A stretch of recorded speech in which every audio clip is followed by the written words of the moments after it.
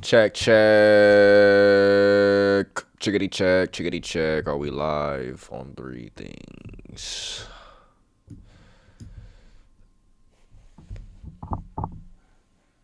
Hello, hello, hello. Let me get the link for this. Microphone checker. Keep that grip tight, like my Smith and Wesson. Ike with the mic, whichever you wanna turn up.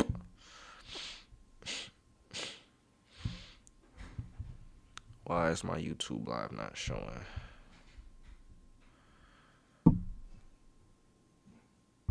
Here it is. That thing sound like that Mozzie song every time I hear this ad. It sound like the intro to blah da da.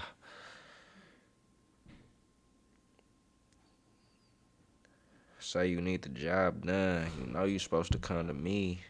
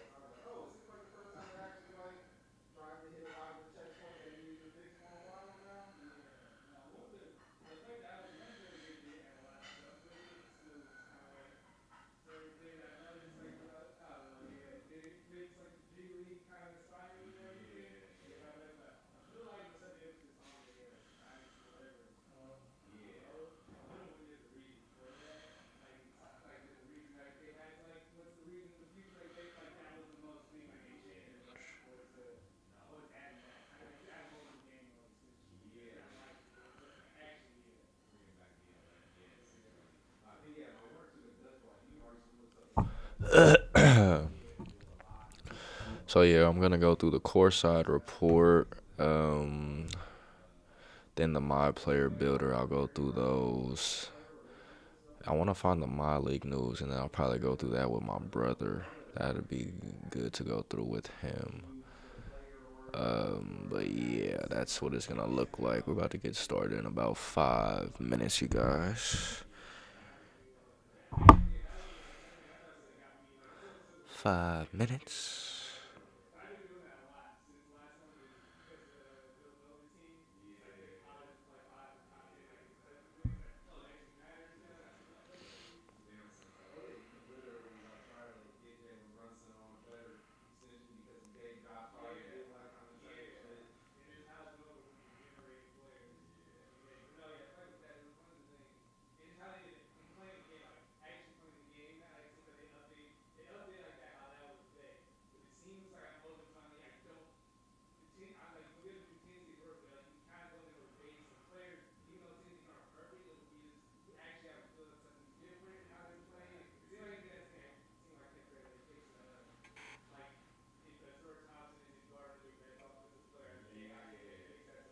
Check, check, check. Check, check, check. Sounds good. Check, check, check. Sounds good. Check, check, check. Sorry, y'all. Sounds good. Check, check. I just need to get the link.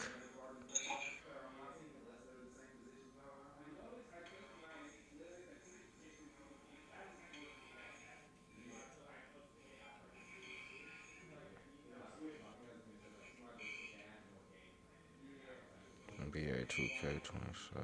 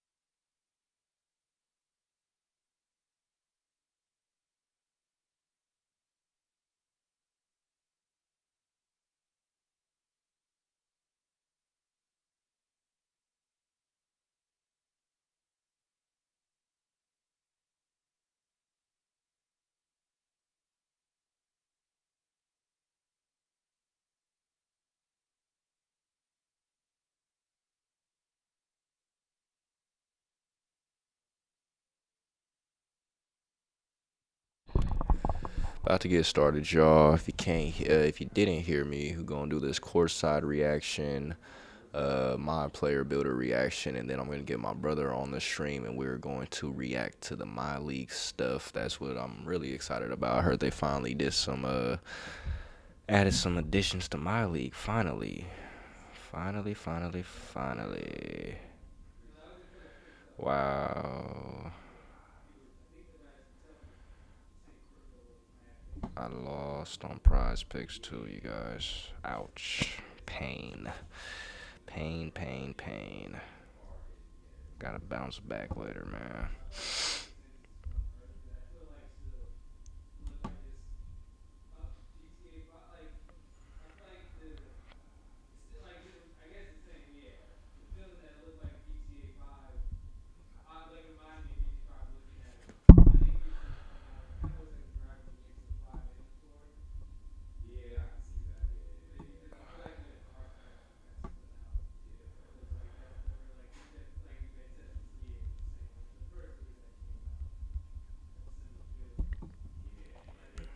Alright.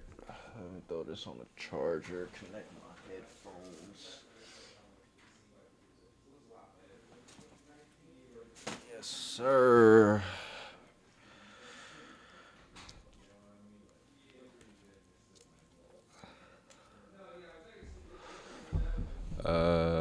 Don't use.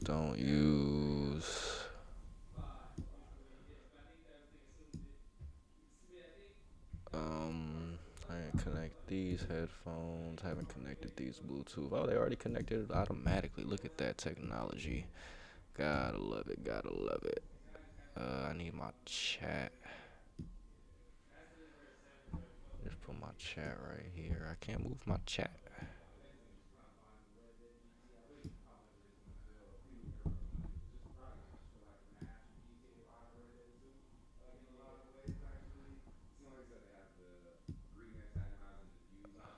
I got my chat set up right there.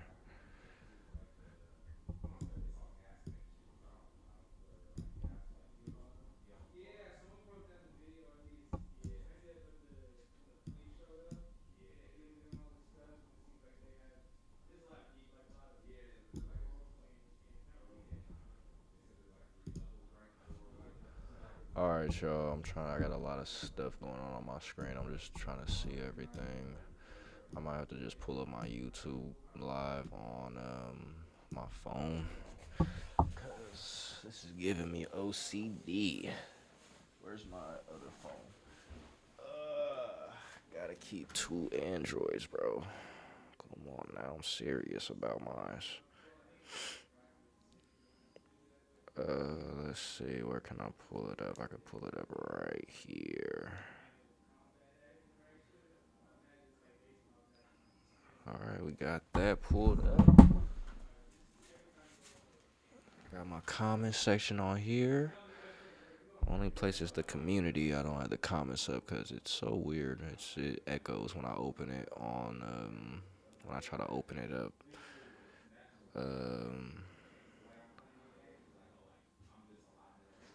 I just need to do a sound check. Check, check, check, check, check, check, check, check. Chickadee, chickadee, chickadee, chickadee, chickadee, chickadee, check. Sounds good, sounds good. Oh wait. Damn, do I gotta renew my Xbox Live? Do they have a year option for that? Trying to get some viewers in here on YouTube, man. Let me see. We ain't got nobody in here, bro. How I crack the YouTube live algorithm, bro? How do I crack that? New algorithm I gotta crack. I should have been doing this so long ago, bro. I didn't realize how easy multi-streaming was with this program that was completely free. I should probably make a video about that soon.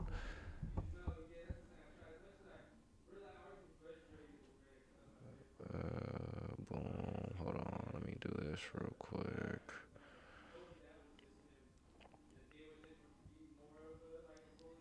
2K Day.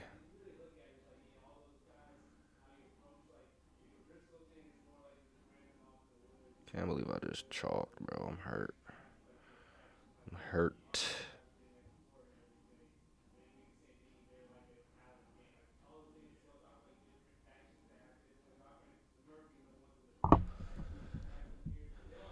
Gameplay courtside report. Bro, them moving this release date up is crazy, bro. GTA got everybody spooked. They went from the 28th to the 26th. That's. I don't know though. I'm excited. Bro. I've been seeing some good stuff actually, but I can never get too excited with this game. I'm seeing a lot of good defense stuff, but every time they do something good with defense, people cry and complain, and then they nerf it, and it's just like giving in to the meta, the cheese people.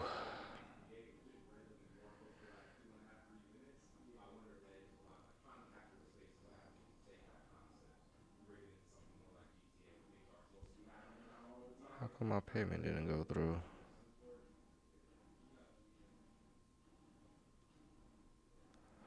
Oh, I'm trying to load up this account real quick. Gotta get my get back tonight. Been doing a lot of betting on tennis, bro. Like I was doing a lot of WNBA, bro, and I was winning. But once I started doing tennis, I started to just win way more frequently. But you know, it be hurting. You lose by one a lot. Tennis has a lot of comebacks. That's what I'm learning. We trying to play it safe, but it is tough. It is tough. Do I have anybody on you? Oh, I got 2 viewers on YouTube. All right. 2 is good. 2 is good. We about to actually start then. Oh, child, things are gonna get easier. Ooh, child, things are gonna get brighter.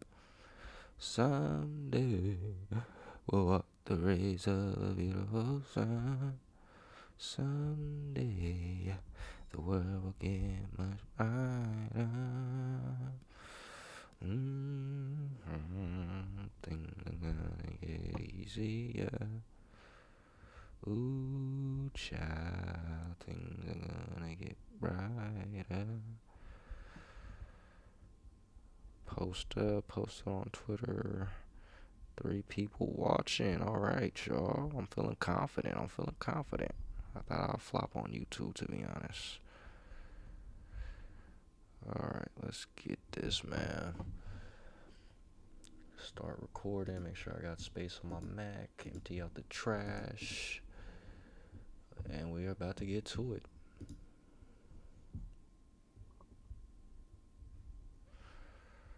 All right, got my chat pulled up there.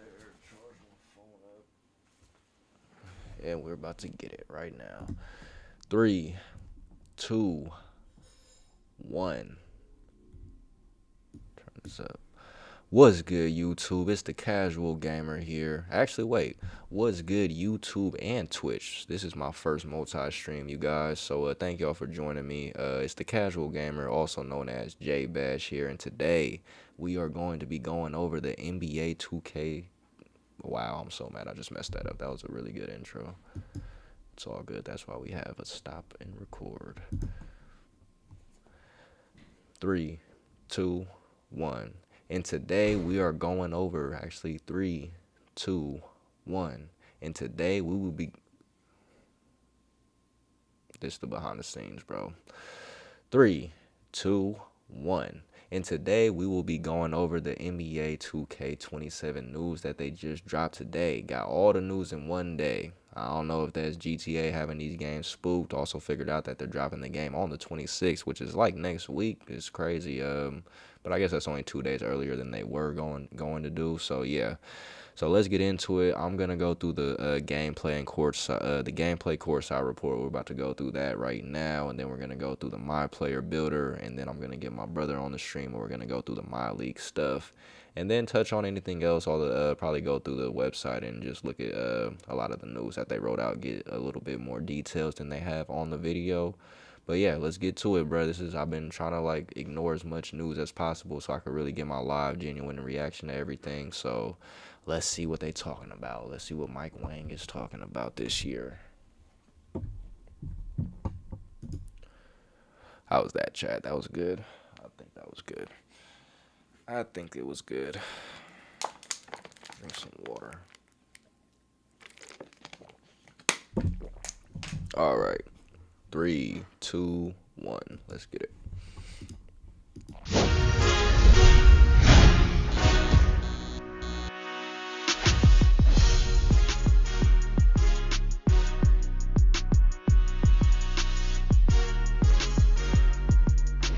Yo, this is Tyrese Maxey, and it's time for a new NBA 2K27 gameplay courtside report. My guy Mike Wang is here to show you the new innovations and give you a first look at gameplay.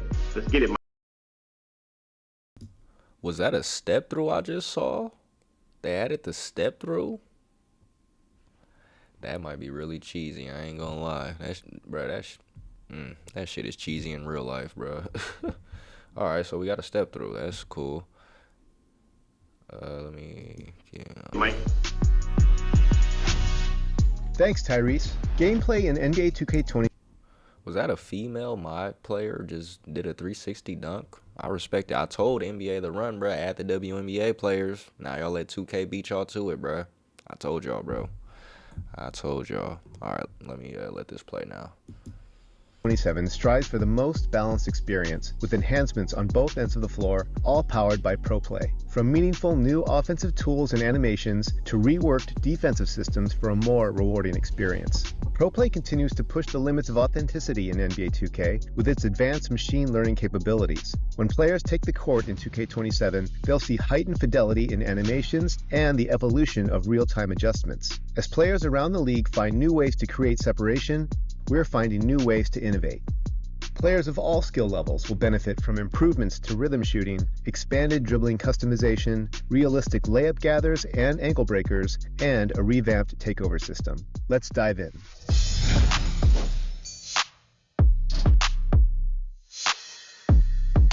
Shai, Ant, and Luka have become masters of the step-through up and under, freezing defenders and getting separation for clean looks. For the first time, you can now replicate that in 2K27. If you're driving to the basket, in the post, or sizing up a defender, perform a pump fake and then push the pro stick in one of 5 directions to trigger a step-through layup or jumper in the corresponding direction.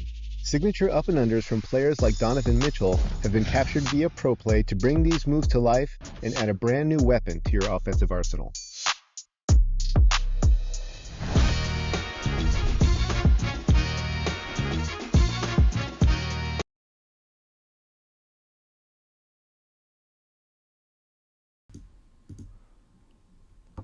Okay, 3, 2, 1.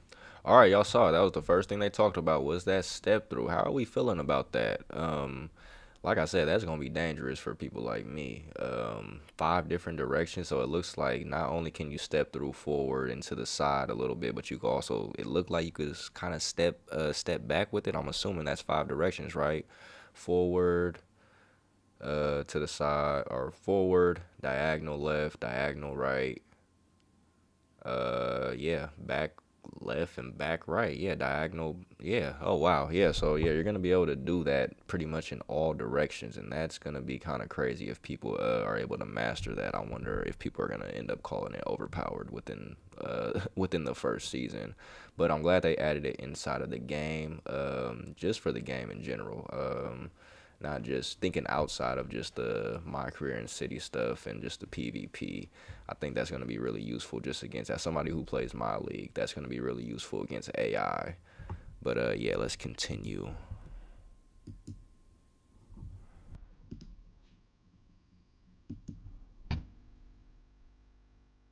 In 2K27, the dynamic layup engine makes it so no 2 layups look identical. As players drive through the lane and contort in the air, their movements will reflect their signature style and finishing capabilities. High-rated finishers will benefit the most from this new engine. When a shot blocker is closing in, the system will automatically adjust a finisher's shooting hand to maneuver the ball out of reach. The better the player's rating, the more capable they are of making those mid-air adjustments. Advanced gathers like Euros and hop steps have been decoupled from the finish for 2K27. Rather than being locked into a preset animation, the dynamic layup engine automatically selects the most appropriate in-air finish for the situation. Gather resolutions are now logic-based, so when a high-rated finisher is attacking a weaker defender, they'll easily slip by. But if the shooter is going up against a high-rated defender, there's a higher chance they'll get jammed up, stripped, or blocked.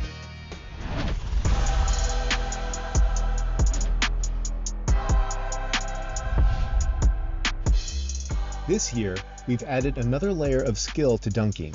All dunk attempts must now be timed with the dunk meter. For 2K27, the dunk meter evaluates defensive positioning from the start of the dunk attempt through the finish. Slashers who beat their defender will see a green window that expands accordingly based on how open it is. But if they get caught by a late closeout after a clean takeoff, the green window will tighten, making it tougher to complete the dunk. Show off your crossover.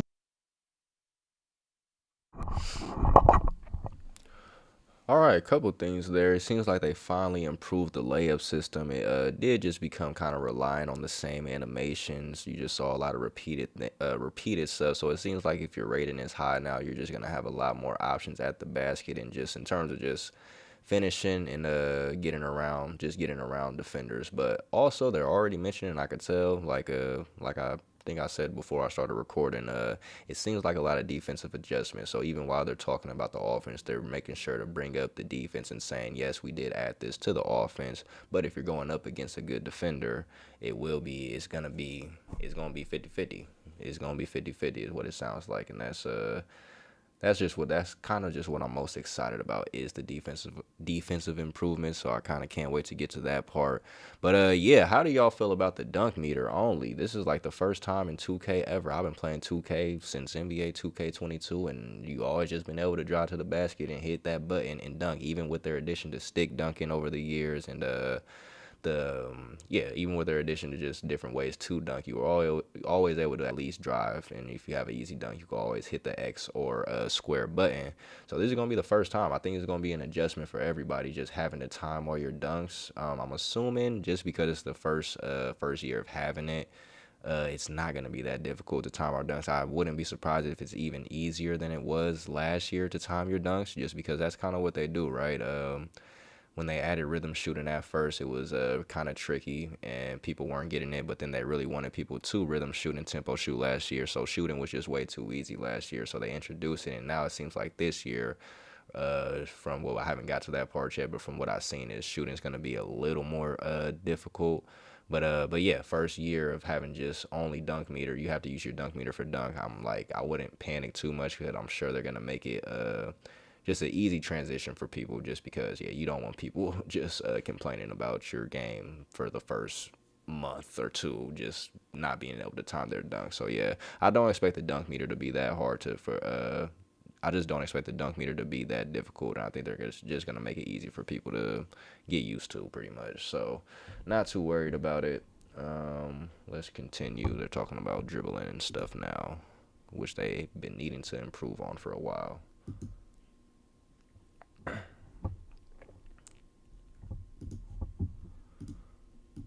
Overs, jab steps, signature size-ups, and more with expanding dribbling customization in 2K27. Signature dribbling packages have been broken out into individual moves, so players can personalize every aspect of their arsenal. Mix and match Kyrie's crossover with Trae Young's hesitation move, and experiment with endless animation combinations. Be sure to check out the Gameplay Courtside Report blog to see the full list of animation categories.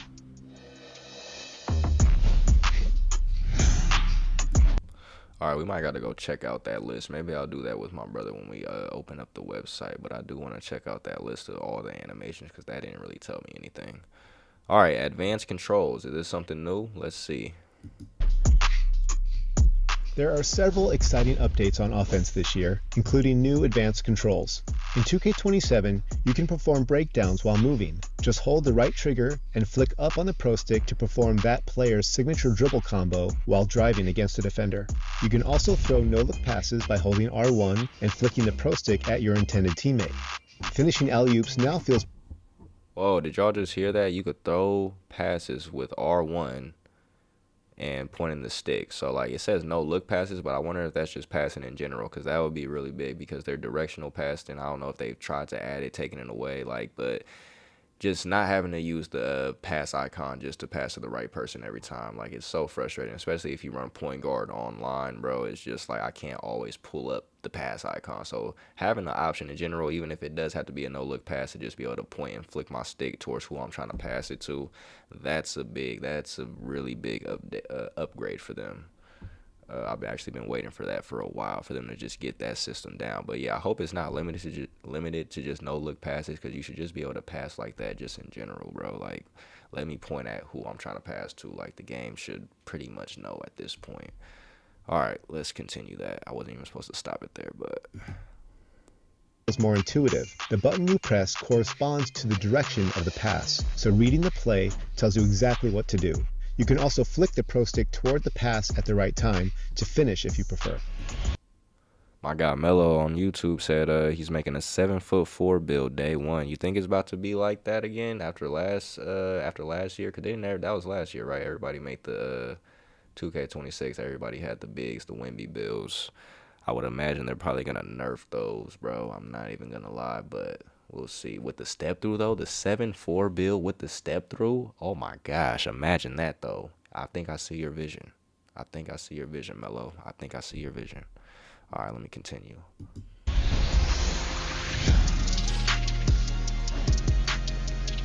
On the defensive end of the floor, hands-up defense and the shot contest system have... Whoa, defense. Hold on, defense. Yeah, hold on. I gotta lock in for this. I gotta start a new recording. 1 sec, you guys. Mello, shout out to you, bro, for being my first commenter. This is my first YouTube live, bro, so welcome. First time multi-streaming. Getting it right. But yeah, I gotta lock in for this defense part, yo. This is what I've been most excited about. Hands up defense. I saw a little bit about it.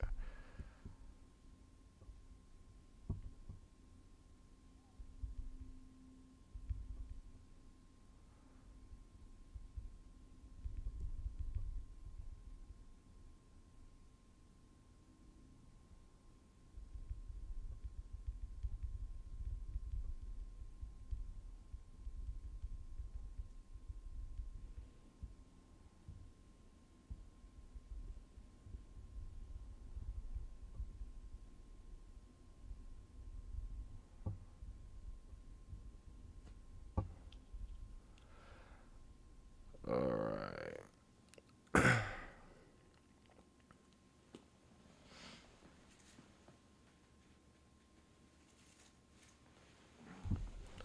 Alright, you guys. Defense. 3, 2, 1. the right time to finish if you prefer.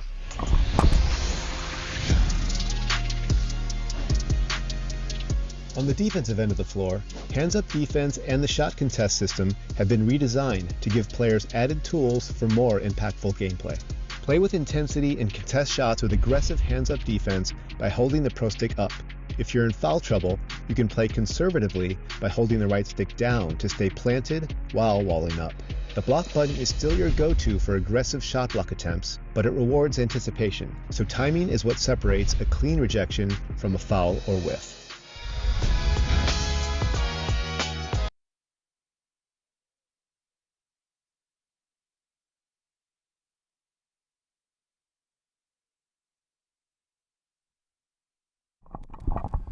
All right, I kind of expected a little bit more, but so yeah, it just looks like they made defensive improvements just with the aggressive closeout, just being able to use your stick. Kind of, it looks like you're gonna be able to use your stick, kind of like how me personally have been trying to use my stick for years, but the game just like doesn't always register it. Like if I'm on somebody closing out, I shouldn't have to jump. So I think that's what it was. It was finding that balance because last year with the shooting, it was pretty much, it wasn't impossible, but if you're playing against a good shooter, it's hard to stop them just with a regular closeout, and that's just not basketball. Like, don't get me wrong, this is the NBA, and you're playing against NBA level players technically, so yes, you are going to have to jump sometimes, but having to jump for every closeout just wasn't realistic. To get a good contest was never realistic. So yeah, I think that's why they added this just more aggressive closeout and just being able to utilize your stick more on defense. So we finally got some defensive improvements from 2K. We've been asking for that for some years now because defense has just felt stagnant. They haven't made any major improvements on defense for like the last 3 years at least. So this is really big. I know they didn't say much about it, but I feel like they told us. I feel like everything that they told us kind of explains like where the direction that they're going. So we'll probably read more about the defense too when I go through it with my brother. But yeah, really excited for that, bro. I'm really excited that they added just another layer to the defense. And I hope that you guys don't complain and get it nerfed in the first season like you guys usually do when they make defensive improvements. Did they mention the bump steals though, or the steals? Maybe that's gonna come in its own section. Let me just keep it playing. Shot coverage feedback now displays a color-coded 8-tier feedback system that clearly explains the quality of every contest. Additionally, for every shot attempt, defenders who contribute to the defensive impact score will light up a portion of a new defensive impact indicator under the shooter. The stronger the impact, the warmer the indicator becomes. A weak contest will show up as a small white arc, while a strong contest will be a larger red one. The added feedback helps illustrate shot contest logic more clearly than previous NBA 2K titles.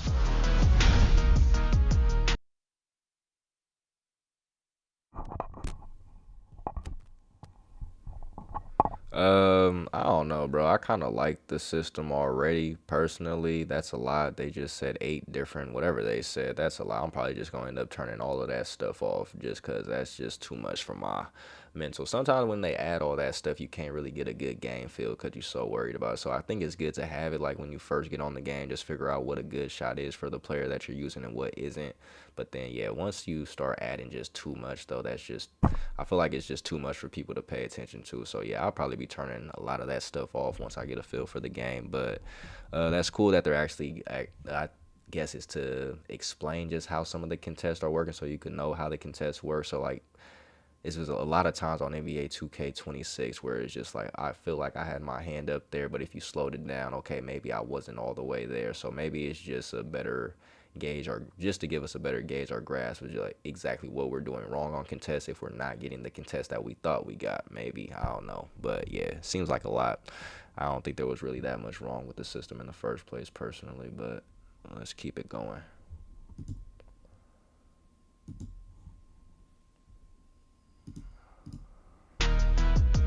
Historically, ankle-breaking crossovers have been chance-based outcomes, but in 2K27, they're skill-based and logic-driven for the first time. This new system monitors a defender's momentum and body position in real time to determine whether they're properly adjusting to the ball handler's changes of direction. If the ball handler cuts and catches the defender off guard, the likelihood of an ankle breaker significantly increases. Similar to other gameplay improvements, the defender's rating will be taken into account to decide how precisely they need to mirror the dribbler's movement and whether or not they can recover when they guess wrong. I'm snatching ankles. I don't even gotta pause that. I'm snatching ankles this year because y'all don't even know how to play defense. In 2K27, oh, here we go. The defensive cutoffs have been expanded with the goal of giving defenders an answer for the explosive lateral movement options that dribblers have. Defenders are now able to counter a ball handler's escape moves and misdirections with a quick flick of the pro stick for a one-step cutoff to close an attacking lane, or by holding R2 to trigger a lunging cutoff to cover a wider gap. The higher a player's speed and agility ratings, the more successful they'll be in cutting off the ball handler and forcing them into a fumble or dribble pickup when using the cutoff move at the right time. Yeah, it's about to be scary for y'all, bro. It's about to get real scary for y'all. Cause bro, I'll be locking up and I don't even be putting that much on my defense when I make players. I'll just put it enough just to be able to maintain, you feel me? But actually being able to utilize my stick to cut people off. Again, they're adding a lot of stuff that I feel like we naturally have been trying to do in 2K for years, and we're just like, why does this not do this, bro? If I know which direction he's going, I could cut him off and get a body bump right there. Why is it not doing it? Sometimes it'll do a weird animation where it just doesn't even register the body bump, or it'll just be they might just blow right by you, but it just seems like they're getting rid of all of that and just making it. I'm telling you, bro, you gotta make it 50-50, bro. Like for a while now, 2K is all offense has kind of just been more overpowered than the defense because they weren't adding stuff like this inside of the game, just giving us more options on defense. It's kind of just been the same thing for some years now, with some small improvements to interior defense, but not much just on the perimeter, bro. So like everything I've seen about defense so far, that's probably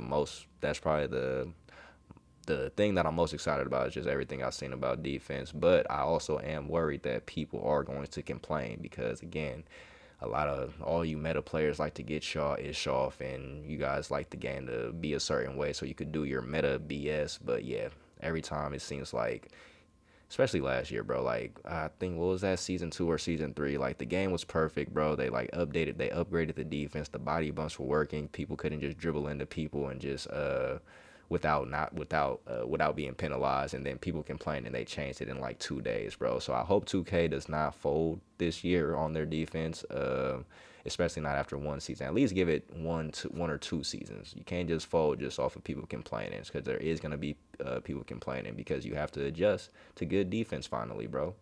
You have to adjust. We're going to see how good some of you guys really are on offense now. We are going to see. All right, let's get back to it. In the NBA, a well-executed cutoff can jar the ball loose, and the same goes in 2K27. If a ball handler carelessly runs into a defender, a new collision system will weigh the ratings of both players to determine whether the contact is enough to knock the ball loose. It's still possible for the ball handler to lose control of the ball and regain it, but the system is designed to reward defenders who play physically and time their steals appropriately. And that's exactly what I was just talking about. That's the body bumps that they did add last year. They kind of started to implement that last year. So I think that was just like a sneak peek. You guys cried and got it taken away last year, but I think that they took that and improved the system. And now it's about to be scary again for all you dribblers out there, bro. It's about to be scary. Let's keep it going.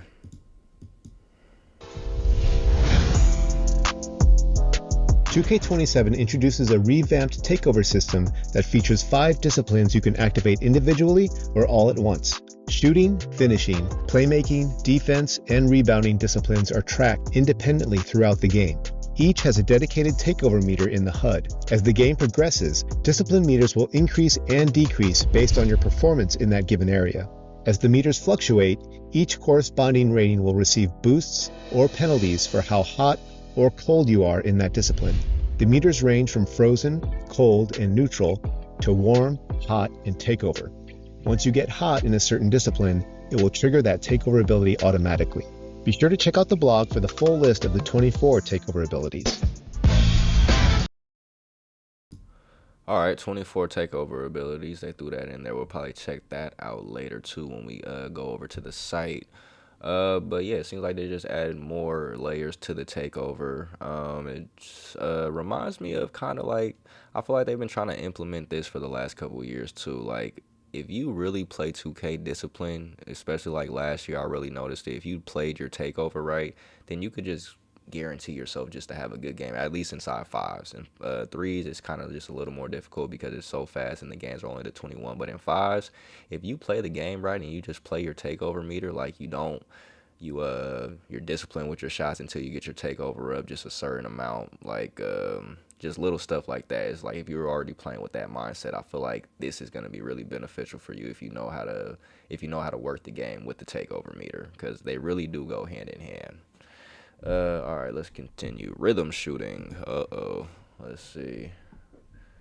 Rhythm shooting is back. Your guys' favorite.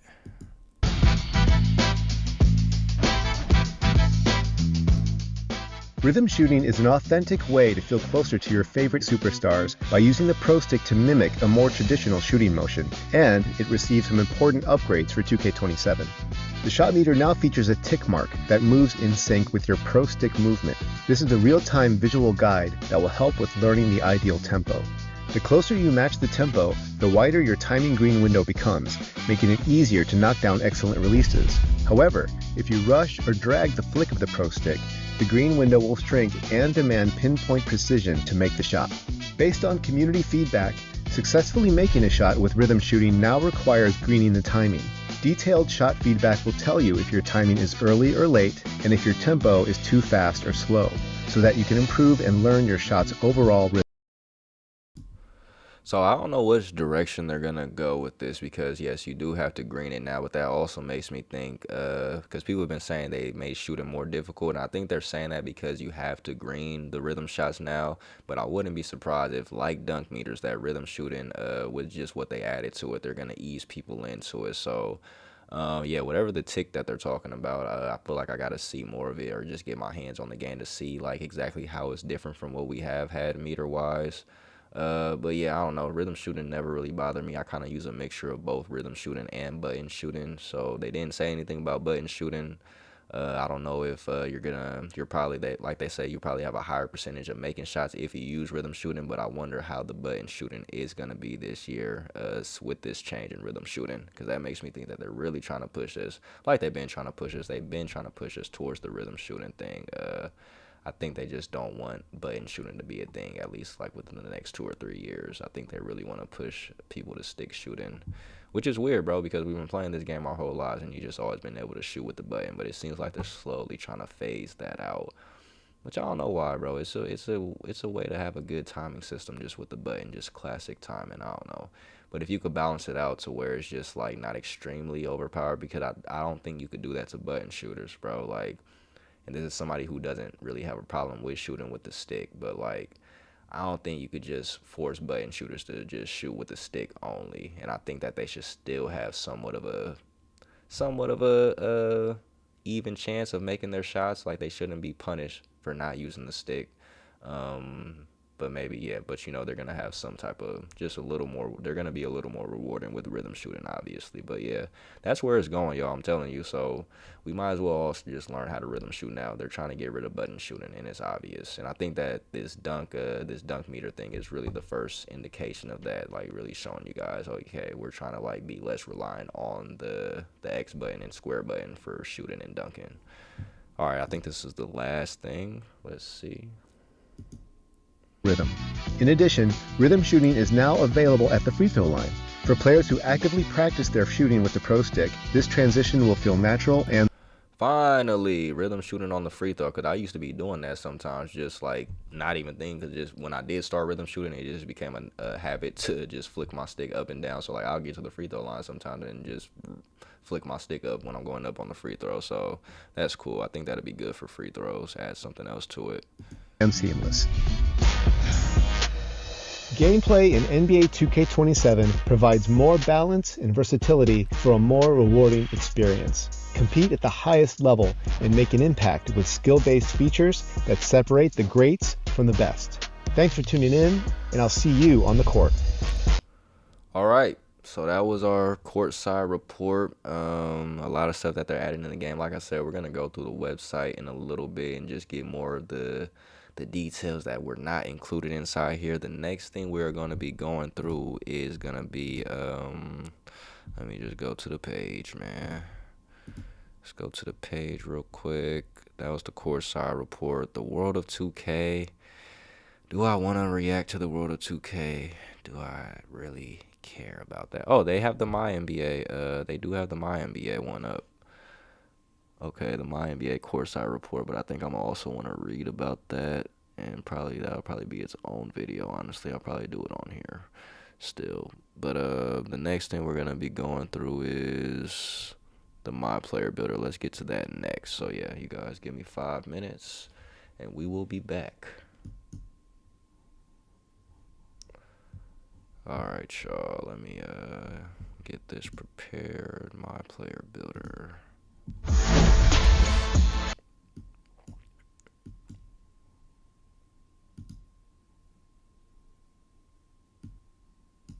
Yeah, 10 minutes for this one. Cool.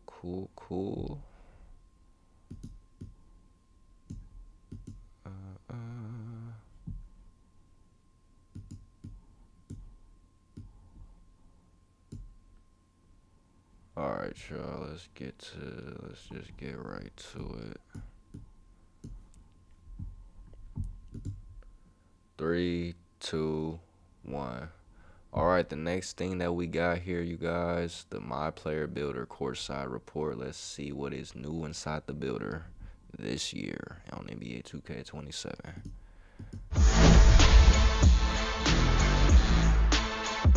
Hey, this is Victor Wembanyama, and this is the new NBA 2K27 My Player Builder Courtside Report. I can't wait to see what kind of hoopers y'all create. Bryant, tell them what's new, my guy. Thanks, Victor. The My Player Builder in NBA 2K27 offers more personalization with new builder paths and added badges, a redesigned takeover system, and for the first time, the ability to create female My Players. This is the most versatile My Player Builder in NBA 2K history, giving players all of the tools to model their game after their favorite NBA and WNBA superstars. Here's what you need to know about the My Player Builder in 2K27. The addition of female My Player builds is a major milestone in NBA 2K history. We're giving every player the opportunity to create the build that truly represents them, on and off the court. Whether you're creating a male or female build, every player will face elite competition and diverse matchups in the first ever co-ed city. Appearance has no effect on talent, as skill and attributes remain the defining characteristics of a true hooper. When creating a My Player, the height, weight, wingspan, and ratings will determine the performance of your build.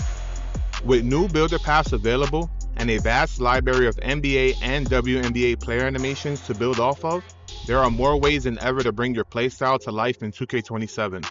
Squad up with male and female My Players in the city to play at the highest level at the Rec, the Theater, Street Kings, Parks, and more. In addition to create your own My Player, we're adding signature blueprints as a new builder path in NBA 2K27. This replaces Pro Toon and NBA templates.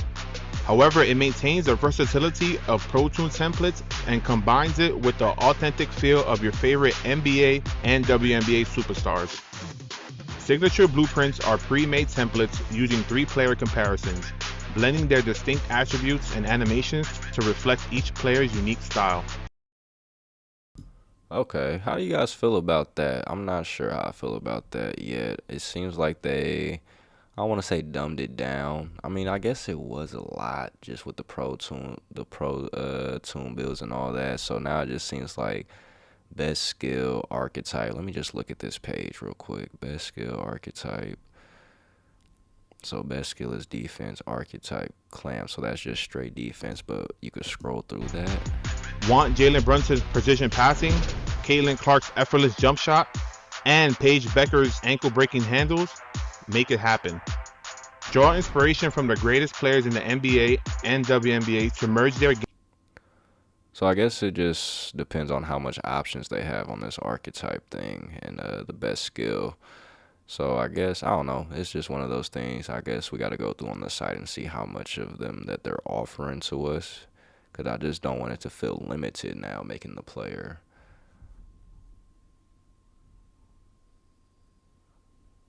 Hold on, I got somebody in the... This one is good too, but the old one had its own charm. I feel you, I feel you. I feel you. Which old one are you talking about though? Alright, hold on, let me finish this one. Game-changing abilities where you're My Player. They gave you the blueprint. Now it's time to model your game after your favorite past and present stars to create a truly original build. For veteran players, the Create Your Own Path My Player Builder features a badge-focused option for deeper customization. The most notable change is the introduction of badge tokens, which are used to equip badges to your build. Badge tokens. Yeah, see, we got a lot of stuff we got to read about because they skimming through it on here. But what are badge tokens? Let me go back and see what they're doing actually. The most notable change is the introduction. Okay, I think I kind of see it. Veteran players, the Create Your Own Path My Player Builder features a badge-focused option for deeper customization. The most notable change is the introduction of badge tokens, which are used to equip badges to your build. Badge tokens are central to every decision you make when crafting your My Player. As you make decisions, you'll see in real time how your selection affects which badges you qualify for and how many tokens they'll cost. There are more than 50 badges in 2K27, including 19 new badges that contribute to a more balanced. Whoa, 19 new badges. You hear that, please? Y'all hear that? 19 new badges, 50 badges, 19 new ones. Okay. I still need to know more about these badge tokens though, bro. I'm still kind of lost on that. But yeah, I want to see what these new badges are. Balanced playing field. Hey, what's up with Baller Vault? Blanco in the chat. Mello, you still in the chat? I don't know. Mello might still be kicking it on the low. Hold on, let me check. The NBA 2K16 was the best because it had amazing gameplay, a great My Career mode, one of the most fun online experiences. I agree. NBA 2K16 was the last time 2K felt pure. I'll say that. Before it just became so VC based or just pay to play based. I mean, they implemented the VC already, but go look at how much it took to build our players, how much it cost to build our players on 2K16 compared to how much it costs to build our players now, or at least on 2K26. It's crazy that they're getting away with this, but who knows? Maybe they made it less this year, but that's something that we will not know until we get on the game. But yeah, I agree. 2K16 was good. Alright, let's see what else they talking about. This year, we wanted to push players towards their strengths and experiment with new badges to create more unique builds. Tailor your build to excel in one discipline or take a more balanced approach. Whatever you decide, focus on what complements your playstyle. Each build starts with 20 badge slots distributed across 6 disciplines: shooting, finishing, playmaking, defense, rebounding, and physicals. Once you meet the attribute requirements for a badge, it is unlocked in your inventory and can be equipped to your loadout, but more on that later. All 20 slots are immediately available when you enter the city. You just need to earn badge tokens to fill them. Badge I ain't gonna say more on that later, bro. It's only a 10-minute video. You got 7 minutes left. When's later? progression in 2K27 flows through 6 meters, 1 for each discipline. Progression is based on your in-game performances, rather than asking you to complete requirements like in previous years. As you play, positive in-game moments will naturally fill the relevant discipline meter. Heavy finishes at the rim will see their finishing progression rise. High-volume shooters will increase their shooting progression. You can also work on your badge progression by completing team practice drills and Gatorade workouts. Your tokens can be reassigned at any time if you change your mind. But tokens earned through in-game events are locked to their respective discipline. Bonus slots and tokens can be earned through progression and aren't locked to any particular discipline, giving you plenty of flexibility as you evolve your player. For some builds, you need to think strategically about the badges you choose, because not every badge can be equipped at the same time, so you have to find a combination that works best for you.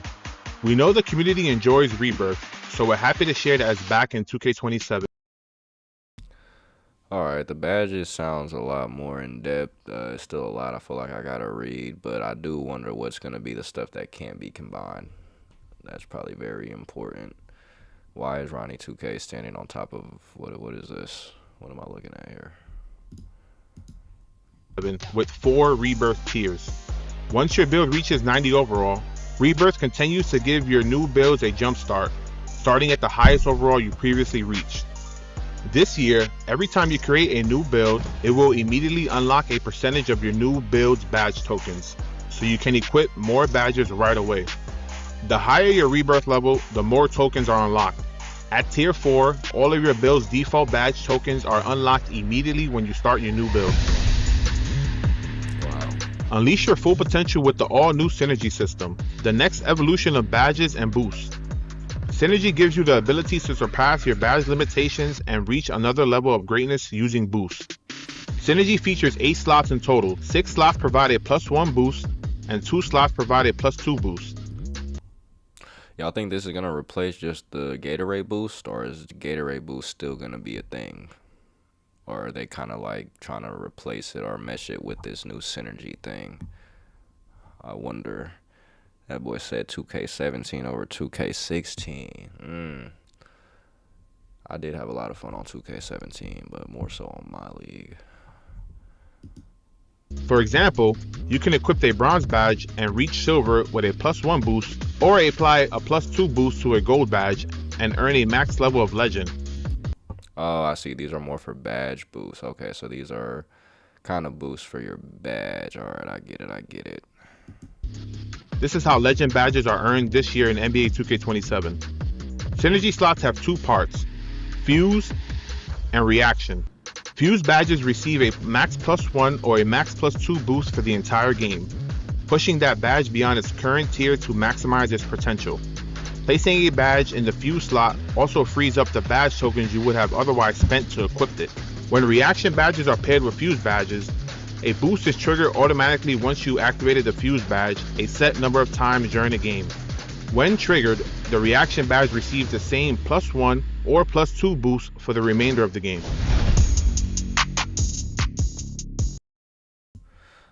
That was a lot. I don't really get it, you guys. I'm not gonna lie. It seemed like a lot that they're adding to badges. Synergy somehow works with the badges. Does that have to do with the badge tokens? I don't know.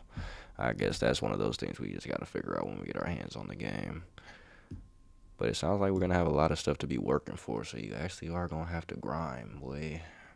Even after maxing out your player, that grind is going to be serious this year, I think. They're trying to keep people on the game. You know, they got GTA coming out. Badge loadouts, let's see. If you thought we were finished with badges, guess again. New in 2K27, badge loadouts allow you to customize and save different badge combinations, so you can make a game plan adjustment before tip-off. That's pretty dope. Okay, so you could just save your badge, kind of like save badge templates, and you could actually change them literally right before the game. I thought they were going to say, like, you could add them to your rebirth builds, but that's probably included too. So, yeah, but being able to just do that right before a game without having to do all the extra, that's cool. Each My Player starts with one loadout by default, with the opportunity to earn 3 more loadouts as you fire off your badges. Prior to tip, you can quickly swap your active loadout to counter your matchup size or playstyle without exiting the menu screen. Make adjustments to the scouting report. So, like, if I'm playing against a really good offensive player or something, or if I see that I'm about to play against a really good offensive player, I could switch to my more defensive heavy badge template is pretty much what they're saying. Okay, I get it. That's just like one of those little things that just makes the game more user-friendly. Like, it's one of those things that probably should have been in the game for a while now, but shout out to 2K, man. Shout out to 2K. And make an impact with strategic Cap breakers. back, and this time with a preview to see attribute boosts within the builder. This means you won't have to fully create a build and enter the city repeatedly. Finally, bro, because I don't know why they did it like that last year, where you kind of just didn't know what you could upgrade. Y'all know what I'm talking about. To find the most optimized cap breaker layout. Once any build reaches 99 overall, the cap breaker preview becomes available during the builder process, showing you exactly how much of a boost each attribute would receive if a cap breaker were applied. This cap breaker preview is part of the builder glossary, which also contains detailed information about your badges, animations, and takeover abilities. In the gameplay courtside report, we've discussed the revamped takeover system. Nah, yeah, that is clutch, I ain't gonna lie. I like that. And its 5 disciplines.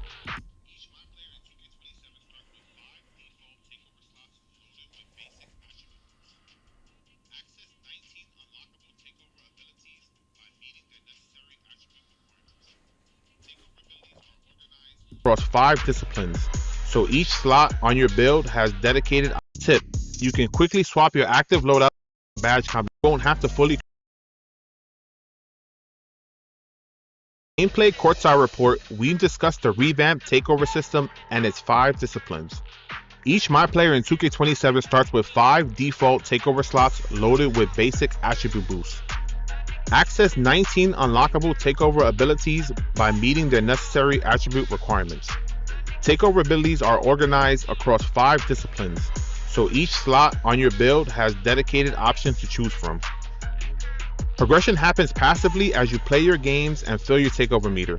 There are 21 total rewards you can earn, including the ability to modify each discipline's takeover ability and 15 takeover perks. There are 3 takeover perk types: Accelerator, Longevity, and Overdrive, and you can have one equipped for each discipline. Accelerator makes your takeover meter fill faster, getting you the attribute boost and the discipline's takeover ability more quickly.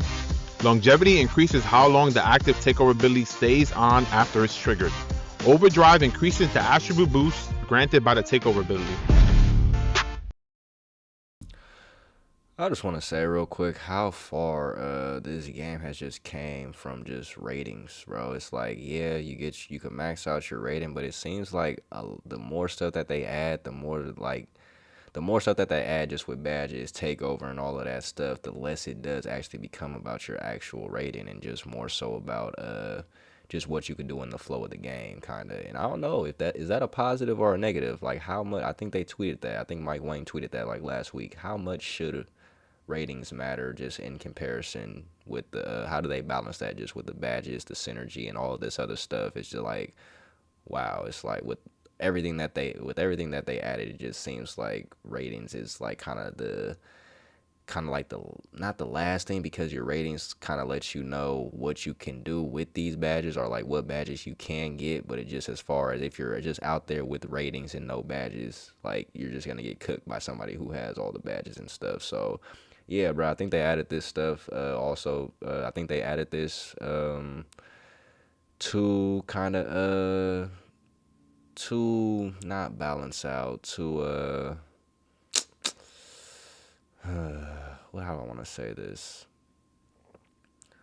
I think they added this to add just another layer to progression inside of the game, because they have so much people, because you know that everybody is pretty much going to max out their player when they first get the game. So you still have to work for something. And that's kind of what I was saying, what they do have to do this year is keep people on the game and playing. So like it seems like all this synergy, takeover, and all this stuff, to use this stuff to the fullest ability, you're gonna have to play the game, especially just with badges too. To progress your badges, you have to be on the game a significant amount. So even if you do max your rating, you still have to put in the work. And I think that's their goal this year, just with GTA 6 coming out, is keeping people on the game as much as possible.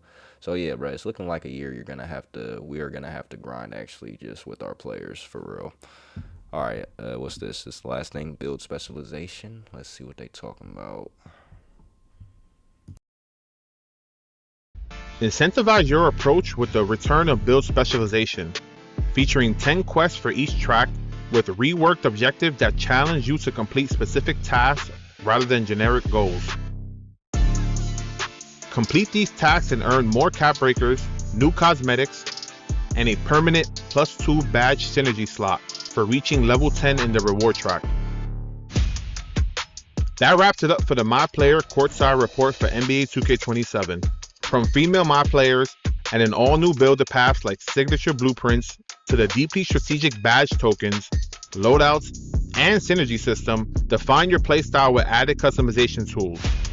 With revamped takeover perks, the return of cap breakers, and rebirth, the court is yours to conquer. Build your legacy, find your perfect fit, and we'll see you in the city. All right, how y'all feeling about the mod player builder? It seems like I said, bro, they didn't say a lot about ratings. So yeah, it seems like we're just getting more away from ratings and just more into this badges, the addition of synergy, the addition of what they added to the takeover feature. It seems like they're just more focused on the stuff outside of ratings too, but using ratings as just like a baseline to tell you what you can do with these badges and what you can unlock. But it seems like you're going to need all of this stuff to compete online. Once everybody's fully maxed out, it's going to be kind of crazy. I want to see what that looks like offensively and defensively, for sure. So yeah, what's the next thing we're gonna get into, y'all? What's the next thing? That was the mod player builder. Let me see what's gonna be next for us. Let's see. Make sure I ain't missing nothing.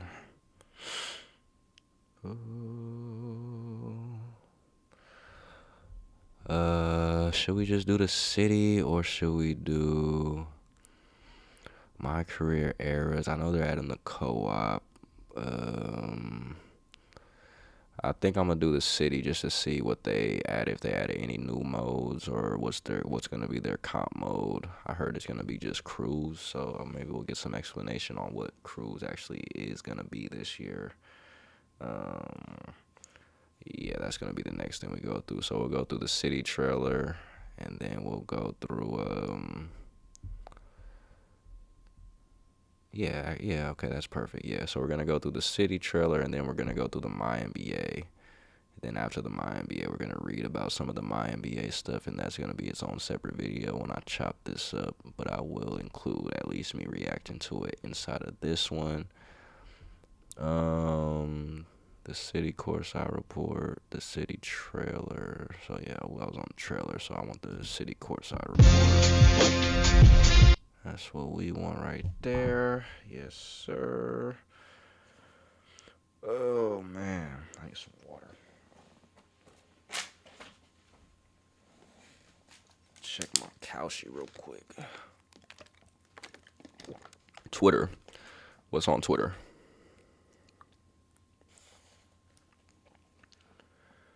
What's on Twitter, please? You mean like to read the stuff? The Mike Wang? He doing all the tweets and stuff, probably.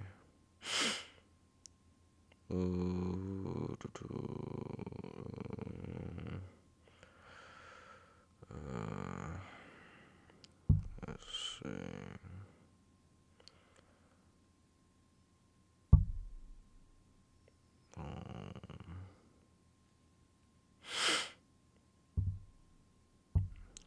I just realized I could be live on Twitter right now too if I wanted to. And just said that and made me think of that. I should start doing that.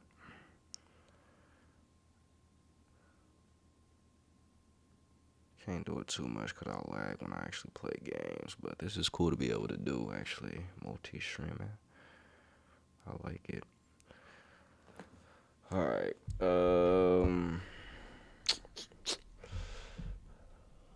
Let's go through this course, city courtside, 9 minutes. I might gotta take a quick break before this one, you guys. My mouth is super dry right now. So we're gonna take a quick pause real quick. I will be back in about 5 minutes, 5 to 7 minutes. Can y'all rock with me on that? 5 to 7 minutes, y'all don't go anywhere. We're gonna go through the city courtside report if you haven't seen it yet. Let's see what they talking about.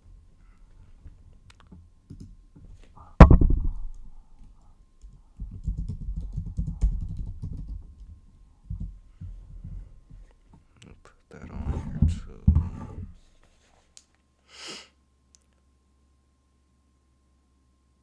I ain't figure out how to get my YouTube dashboard set up on here. Boom.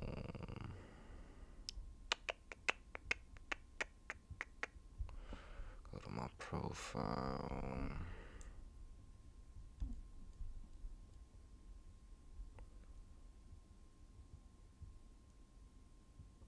Getting hungry.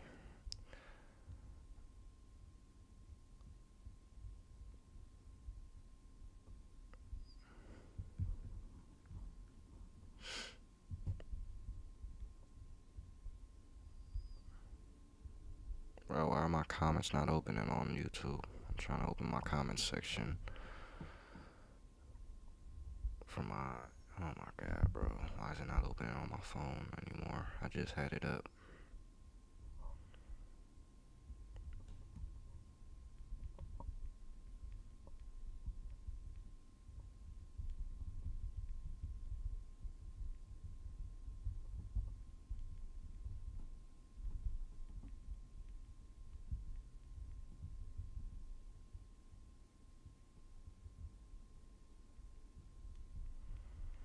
My first YouTube live stream. Boom.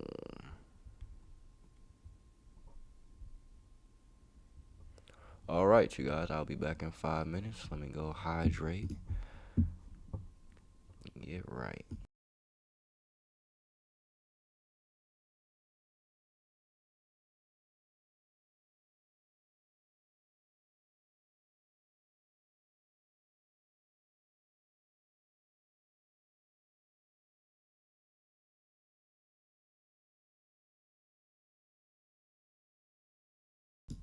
Actually, I could still let something play for you guys, so you're just not sitting on a blank screen. Let me see what else they dropped. I don't want to do nothing with copyrighted music, though. I just need something. My career eras. Play my team. Oh, I let the my team play for you, my teamers. I don't really care about my team, so I'll let anybody. If you care about my team, this is your time to tune in, because I do not. But yeah, I'll let this play on my break. I'll be back, you guys. What up, y'all? It's Steph Castle, and you're watching the new NBA 2K27 My Team Courtside Report. And here's my man John to take y'all through the updates. I'll see y'all on the court.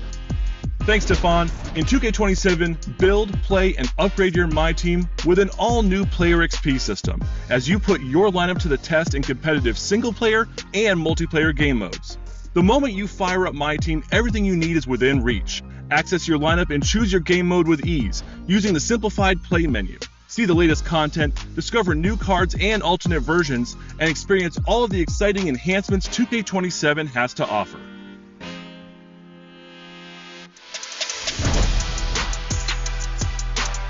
The first thing you'll notice when you load into My Team is the brand new Play tab. The Play tab has been redesigned so that every time you log in, the newest content is waiting for you. A featured section at the top displays the latest content, including the latest challenges, dominations, events, and highlighted ways to play, which are accessible right away. Or mark your most played modes to pin them to your favorites row for easy access. You may have noticed some fan favorite modes being featured. Let's get into our new rotating game modes. These limited time multiplayer modes will rotate throughout the year, ranging from a single weekend to a full season. The community has been very vocal about Triple Threat Online and Clutch Time Online coming back. And in NBA 2K27, these fan favorite ways to play return, along with more classic ways to play and brand new experiences. From the lineup challenges of Limited or meeting a salary cap to racking up win streaks and competing for elite prizes, My Team will now feature rotating multiplayer modes, keeping the action fresh for a weekend, during a festival, or for an entire season all year long. One of the biggest updates to My Team in 2K27 is a new Player XP system, giving every player card ways to level up on the court or for your collection. Use any player card and earn XP as you play. Deliver impressive performances across every My Team mode to level up faster. As you level up, you'll unlock new rewards. You can improve that card's ability on the court in a number of ways. For example, by starting the game with Takeover, increasing the stamina bar, adding an extra badge slot, or boost attributes. Some cards may improve their teammates, while others can improve your collection by always breaking prize basketballs or straight up reward packs or mini-games. These rewards stack on top of boosts from evolutions, dynamic duos, and coach cards. Some levels feature different reward options, so you may have the choice between a 3-point shot boost and a driving dunk boost, or between a special ability and unlocking a new pack. The best part is that Player XP is tied to you. Regardless of whether you auction a card or exchange it, if you acquire the card again later, you'll pick up where you left off. For the first time, the auction house is now unified across PlayStation 5, Xbox Series X and S, and Nintendo Switch 2, to create the largest pool of community-listed cards in My Team history. This opens the door to more variety in the auction house and a higher chance of finding cards you're looking for at more consistent prices. We've also made transactions faster on both ends. When you buy a card out, it will be available immediately. When you sell a card, the verification process is expedited, so you'll receive your My Team points sooner. When you earn new player cards as a reward, head over to Triple Threat Park to open packs and watch your NBA and WNBA stars come to life on the big stage. Triple Threat Park is back with a nighttime takeover of Skyline Park. Surrounded by an expansive city, the action here takes your favorite My Team player cards to park-style gameplay, with returning 2v2 and 3v3 co-op games, and head-to-head team control games. Heading through the My Team pop-up store brings us to All-Star Team Up, where games now take place in NBA and WNBA arenas with full commentary from our esteemed broadcast crew. Adding to the season win ladder and squad win rewards with reduced requirements, All-Star Team Up now features individual daily win streak rewards, similar to Triple Threat Park. Breakout expands with a new progression system that grows your game board each time you warp. Each board will drop new free spots for more rewards and more options for rewards at the edge. Starting a new run, you'll find your warp corners are already unlocked, letting you game plan your path to the larger boards and greater rewards. Gauntlet returns and is now infinite. As long as you have playable cards remaining in your collection, you'll be able to continue your run. The further you go, new twists will appear to keep each run unique. On your journey, shops will be available to trade remaining card uses from your collection for rewards. Build your collection and climb the seasonal leaderboard to see how your collection stacks up against other members of the NBA 2K community. We've all been cooked by someone with an unstoppable My Team card, but now you can track down cards you encounter and return the favor with them in your lineup. A new section in the collections menu shows the recent player cards you played against. Find a card you spotted and see exactly where to get it, whether it's through the pack market, auction house, or as a reward. 2K27 expands the card library with new designs and rarities for you to collect. And it also introduces new player card parallels. Parallels are alternate designs of a player card, including glass, gem, holo, on fire, and more. Every player card in 2K27 will have a parallel version of itself, meaning you can grow your collection like never before and create all new lineup combinations. Duplicate parallels can be merged with an existing player card. Doing so won't affect your player card's XP, badges, or shoes. Once you merged your cards, you can alternate between the available parallels at your leisure. Change up your squad with different parallels and show off your collection in all new ways. Have a My Team card in your collection that's riding the bench? Send it on an exhibition to complete missions away from your My Team's hometown and it will return with rewards. This year, you have full control over which player cards you send. However, send a lower tier card and the chance of success decreases. Pick a card that meets the exhibition requirements and send it on its way for the best chance at a reward. My Team in 2K27 is more simplified, but it also offers more rewards and ways to grow your collection.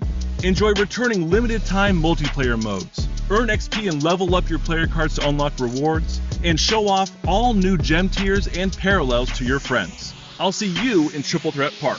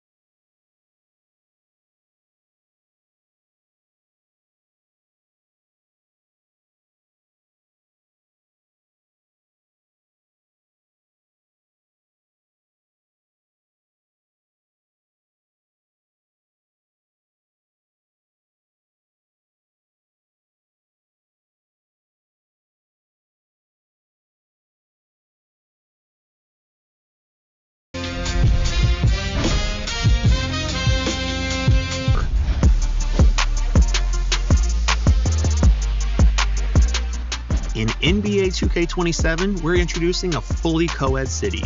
For the first time, you can create a female My Player and compete in the city with our global community of hoopers.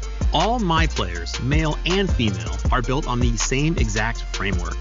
This means your height, badges, attribute ratings, and wingspan are all determined by your build, not your appearance. This ensures that the only thing that matters is how you ball.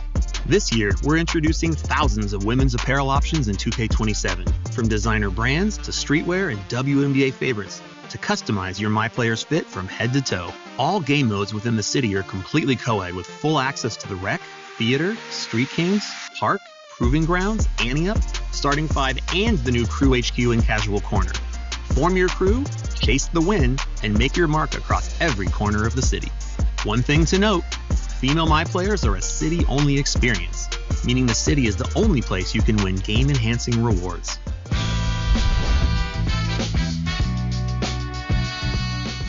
"2K27 sets the stage for primetime action in the city after dark. Under the night sky, the city lights up its connected and accessible layout with a neon glow. Even with all the eye-catching accent lighting, it's still easier than ever to find your crew and get to where you want to go fast. Inspired by community feedback, the Rec, Theater, Ante Up, and Seasonal Parks all feature new environments. Every game at the Rec now looks unique, with 5 different environments, all available at launch, which will be randomly selected each game. The Theater also has a new look this year, taking place under the stars on a city block, bringing the mode into a fresh, open-air setting. Push your competition to the edge of the new Ante Up rooftop. Floating above the clouds, this towering court features a sleek infinity edge and an undefeated view of the surrounding skyscrapers. Play like an all-star and shine against a cool nighttime backdrop. Lastly, Seasonal Parks will return in 2K27 and rotate each season. This includes 4 brand new locations with HD remasters of Sunset Beach, Old Town Park, and Rivet City from NBA 2K17. Season 1 kicks off at Lion and Vine Park, an urban setting at the epicenter of a high-traffic area. This happening environment has a neighborhood feel. The court's weathered aesthetic signals its historic past as a community proving ground. Command the streets during the day and perform in the clutch at night. The city offers a wide variety of locations to keep you entertained around the clock.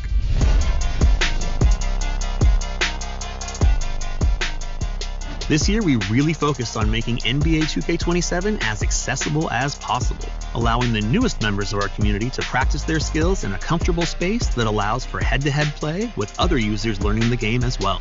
Upon entering the city, players can compete and build confidence in the casual corner, an optional space for new 2K players to find their footing. New Hoopers have the opportunity to face each other in rookie-friendly 3v3 and 5v5 games before taking on tougher competition among the wider community.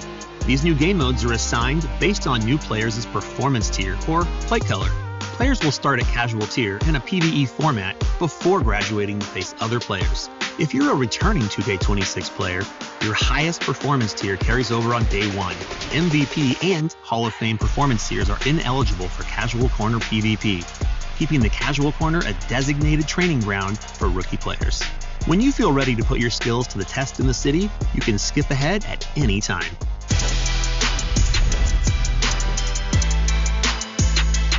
In NBA 2K26, crews added a new way to compete alongside your friends, earn rewards, and show out as a unit. Now, in NBA 2K27, we've taken it a step further. Crew HQ is your home base in the city for you and your friends. This acts as the team-based equivalent to your individual MyCourt. Here, you can talk strategy and game plan with proximity chat. Inside, you and your crew can practice together on 1v1, 2v2, and 3v3 half courts, in addition to 3v3 and 5v5 full courts.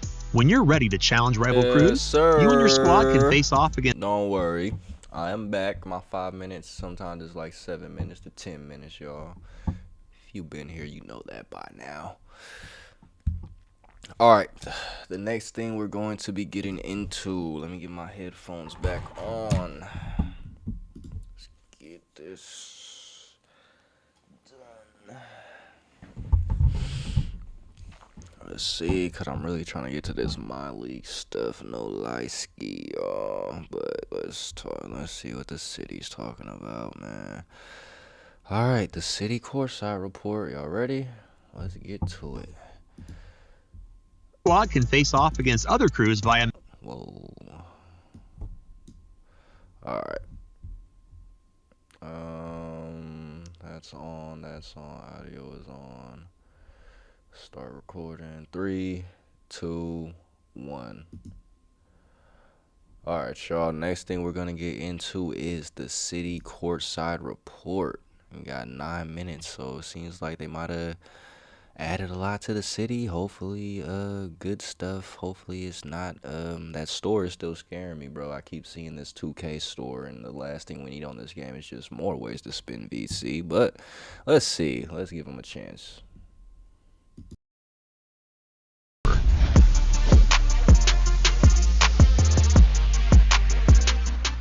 NBA 2K27, we're introducing a fully co-ed city.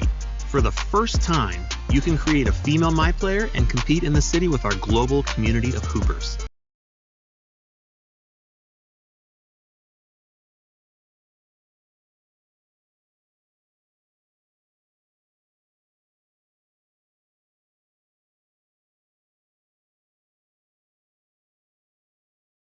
Wait, did I already react to that, or are they just using the same clips? What did we do again? What did we do so far? We did the gameplay. We did the My Player Builder.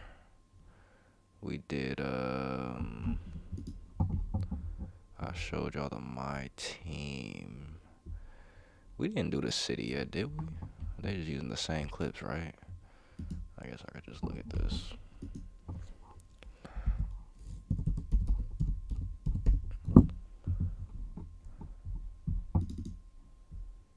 Boom, boom. Let's see. Yeah, no, I don't think we did the city. Yeah, no, we didn't do the city. They just using the same stuff. I think they used the same stuff in the builder, I think. Yeah, and a lot of these clips are being reused. Alright, I just had to make sure I'm not reacting to the same thing twice. Squad can face off against other crews via matchmaking in 3. Yeah, we didn't get to that stuff yet, the crew stuff. Alright, you guys, yeah. Here we go. We're about to get into the city courtside report. Alright, let me redo that actually. 3, 2, 1. Alright, y'all. The next thing we're about to get into is the city courtside report. Alright, so it looks like Cruz is getting its own. That's the new competitive place. Is Pro-Am still in the game? So is it just Cruz? No more Proving Grounds for sure. So Cruz, is Pro-Am's gone though? That's what I guess I'm asking. Because we do just need one designated place for a so-called comp play, I feel like. But let me just keep it playing. They'll probably confirm it for me. Street Kings, there is a stage for every hooper.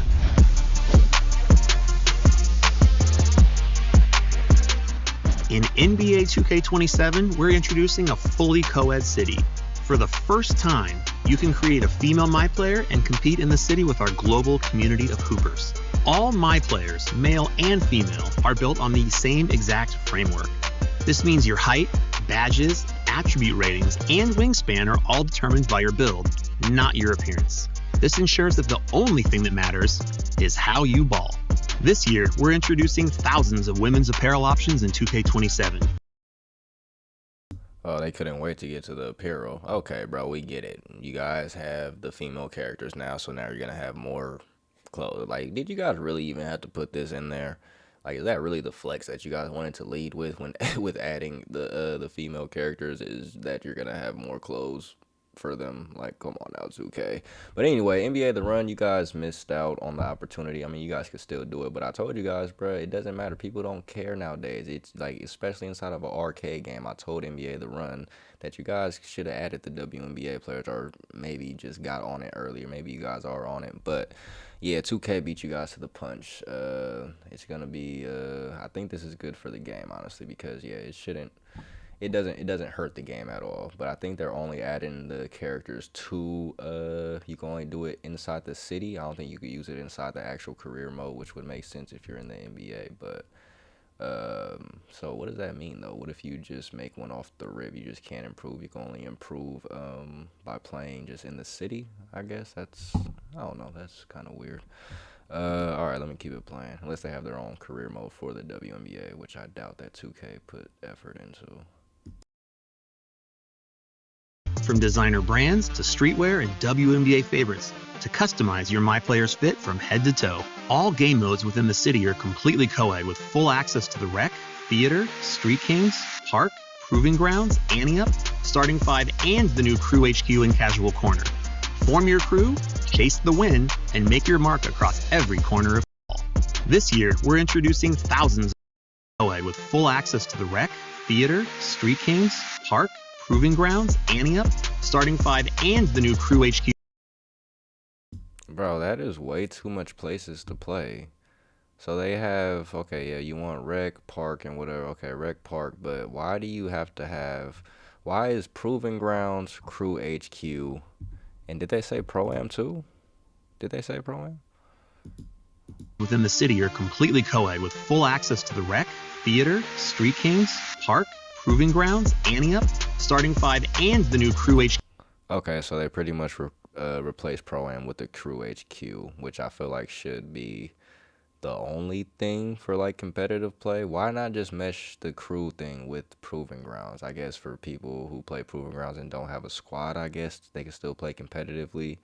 It just seems like Proving Grounds is just hanging around. That's just a lot of, still just feels like a lot of places to play. I feel like they can condense that in some way, but yeah, I don't know. We'll see what the Crew HQ has to offer. HQ and Casual Corner. Form your crew, chase the win, and make your mark across every corner of the city. One thing to note, female My Players are a city-only experience, meaning the city is the only place you can win game-enhancing rewards.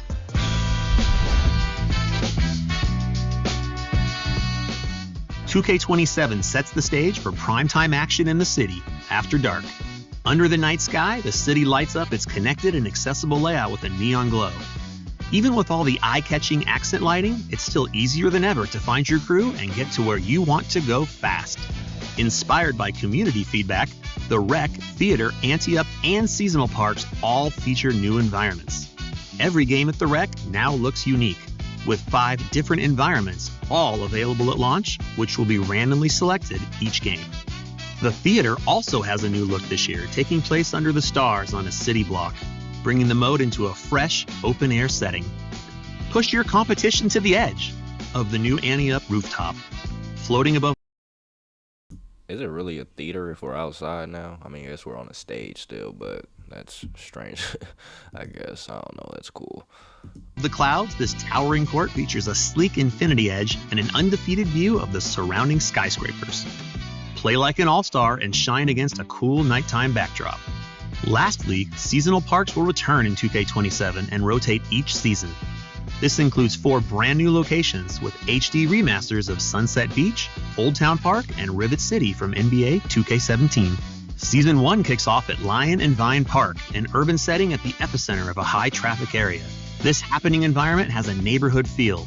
The court's weathered aesthetic signals its historic past as a community proving ground. Command the streets during the day and perform in the clutch at night. The city offers a wide variety of locations to keep you entertained around the clock.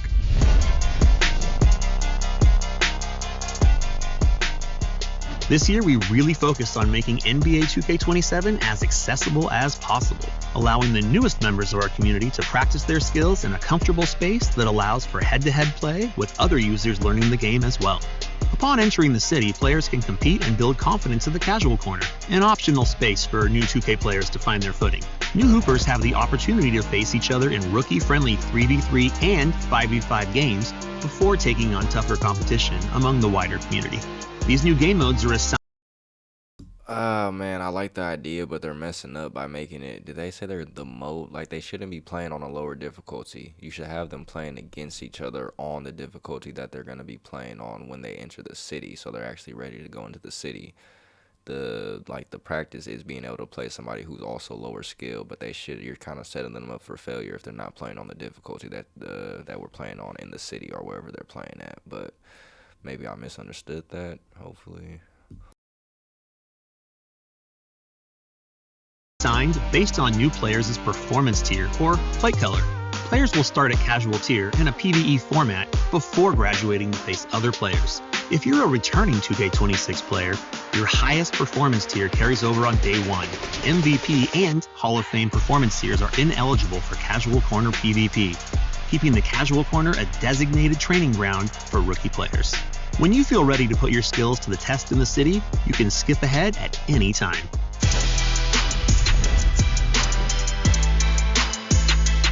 In NBA 2K26, crews added a new way to compete alongside your friends, earn rewards, and show out as a unit. Now, in NBA 2K27, we've taken it a step further. Crew HQ is your home base in the city for you and your friends. This acts as the team-based equivalent to your individual MyCourt. Here, you can talk strategy and game plan with Proximity Chat. Inside, you and your crew can practice together on 1v1, 2v2, and 3v3 half courts, in addition to 3v3 and 5v5 full courts. When you're ready to challenge rival crews, you and your squad can face off against other crews via matchmaking in 3v3 and 5v5 games. As you and your crew compete, you'll climb the leaderboard and earn crew XP that contributes to your crew's overall total, with individual breakdowns to show who's pulling their weight. Customize your crew's uniform and logo and see it hang proudly in the new Crew HQ Rafters, where every crew member's jersey will be honored high.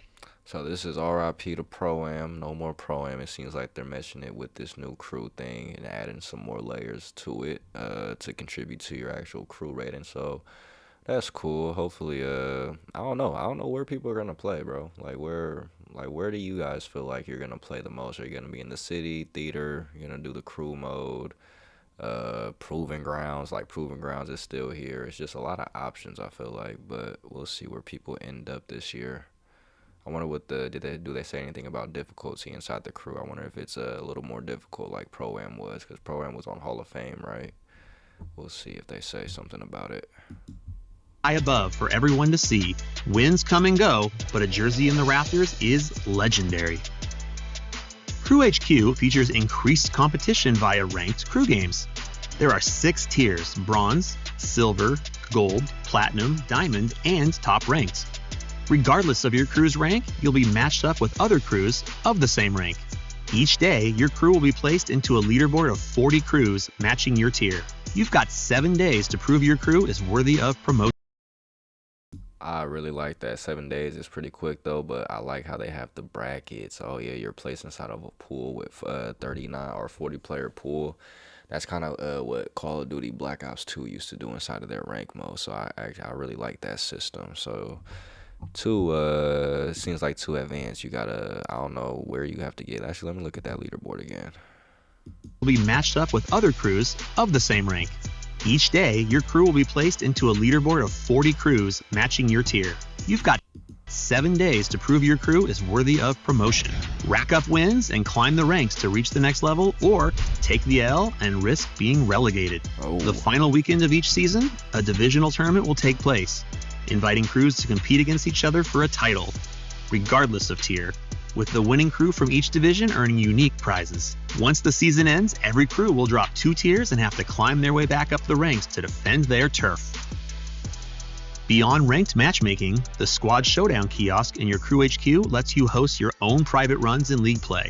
No crews required. We know this crowd is out there, and we want to let you know that we appreciate all of you. We've also upped the stakes and rewards for crews in 2K27. There are now 40 levels of crew progression at launch, which is 10 more than last year. And the hustle doesn't end there. Starting in Season 2, we're adding 5 new crew levels each season, offering you more prizing opportunities to improve your MyPlayer and crew every season.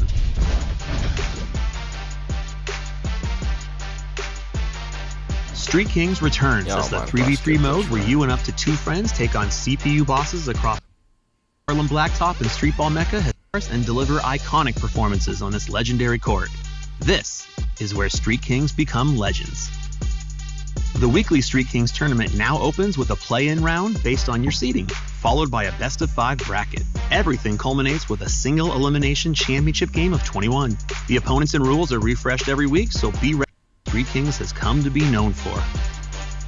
At a random point in any game, a legendary boss player can show up and take over the court. You have to face them right then and right there, and if you bring them down, you'll earn a win alongside them to earn even bigger bonuses. Daily Rivals, what's that? Brand new to NBA 2K27 is Daily Rivals, a non-stop battle where every game you run shifts the standings and moves you up the leaderboard. Each day, you're grouped together with 39 other players according to your skill level and how often you play. This ensures that the competition stays tight and the pressure stays on. Win or lose, every game you play counts towards your spot on the board. You earn a reward each day just for playing, but the higher you place, the better the gear you take home. Finish in the top 3 and win a Rivals ticket, earning. That's cool. I'm a fan of anything of putting people inside of a bracket at your skill level, even them. I thought that was just going to be exclusive to the crews, but just them having that in general, just on a daily basis. That's pretty cool. Just feels like I said, bro, like, and I said a while ago that they have to do a lot to keep people on the game. With GTA 6 coming out, so it seems like a lot of the stuff that they're doing just with these brackets and stuff is to try to influence people to just be on the game and have something to play for. So yeah, I like that. Giving you a chance to land some of the rarest swag in 2K27.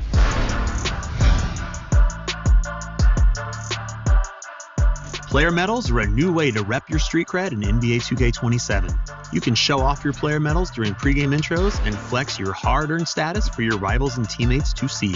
For 2K27, we're giving the community more ways to earn by adding 20 rep tiers for a total of 40. This doubles the amount of rewards you'll earn in the same amount of time that you did last year. In 2K27, you'll earn more rewards, more often, so new rewards are always within reach.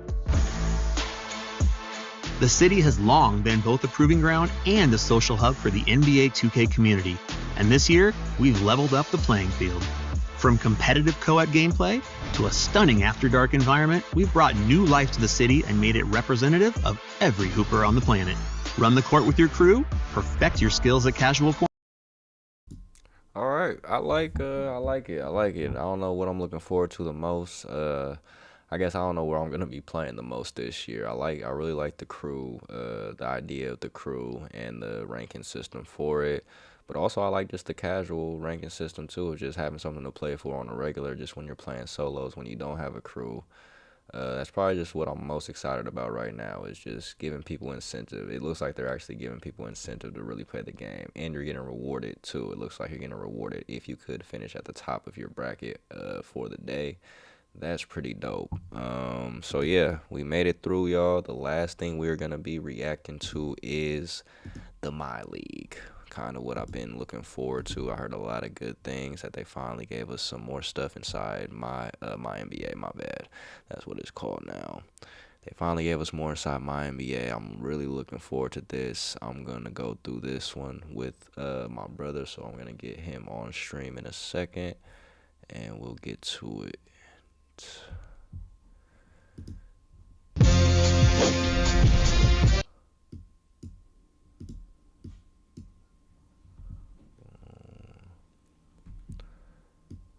All right, how we want to do this? One sec, let me get us set up.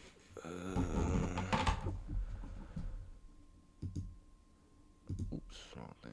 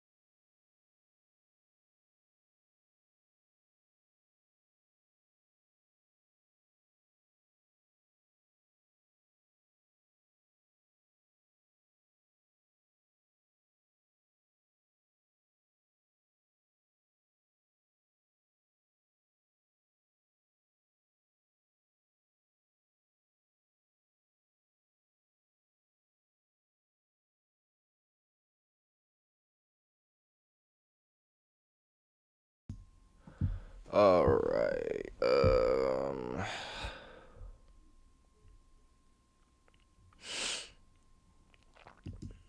They did not mention skill-based matchmaking. Yeah, of course they didn't. We will know when the game comes out what that's gonna be.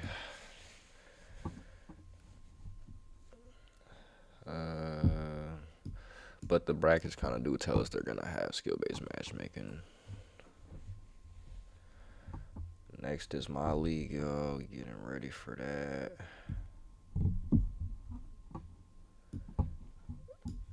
Get the Discord open. What else?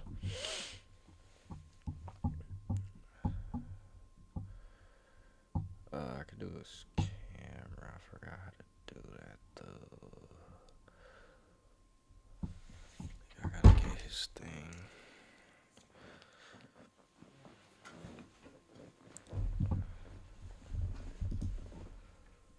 Maybe I'll have it saved. No, I don't have it saved there. No, I swear I had your guys' camera saved somewhere. Maybe I don't anymore.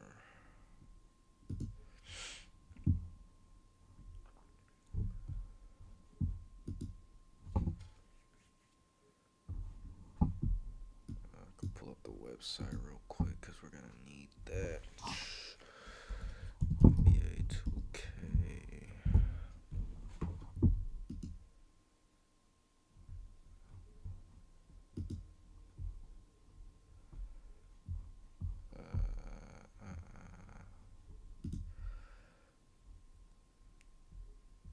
October 28th. It says, oh no, there it is, 26. Wow.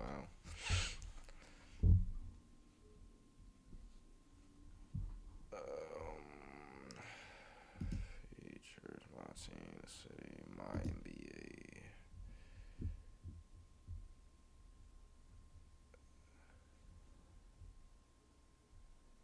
Ooh, that's dope. Sounds like they're actually 100-year universe, bro. We be doing that by ourselves already. So it's the fact that they're actually gonna be updating the game. That's, yeah, I'm ready to get into this. For sure, for sure. Hey, how do I get your camera again?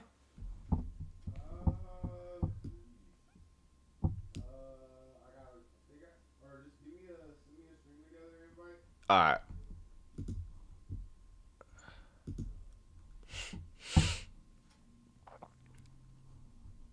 Oh yeah, I gotta copy the thing or something. What is this? Don't allow. Invite guest. Yeah, I'm just saying.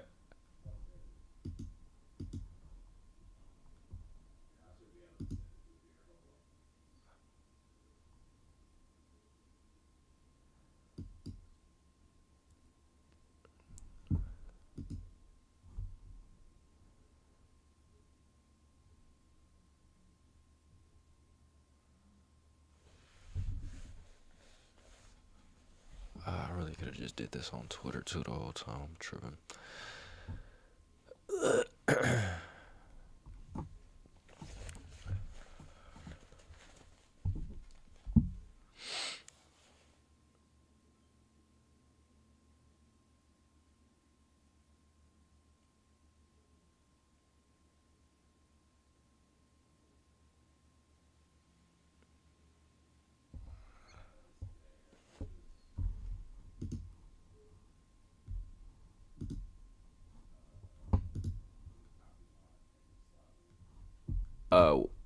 Copy. Oh yeah, yeah.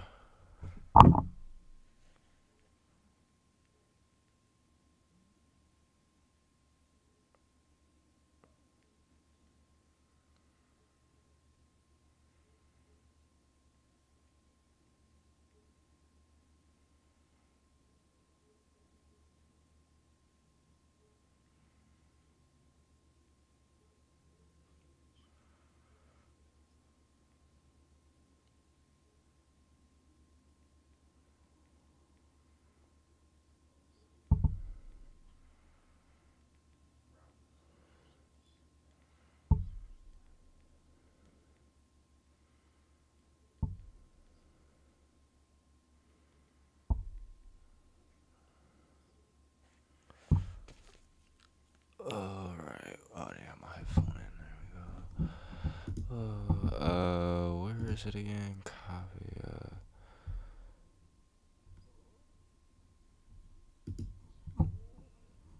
3.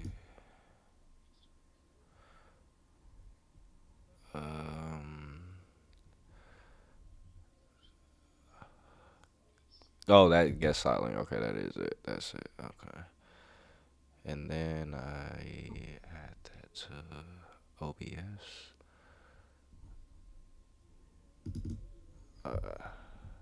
Browser source, I think. Yeah. Okay.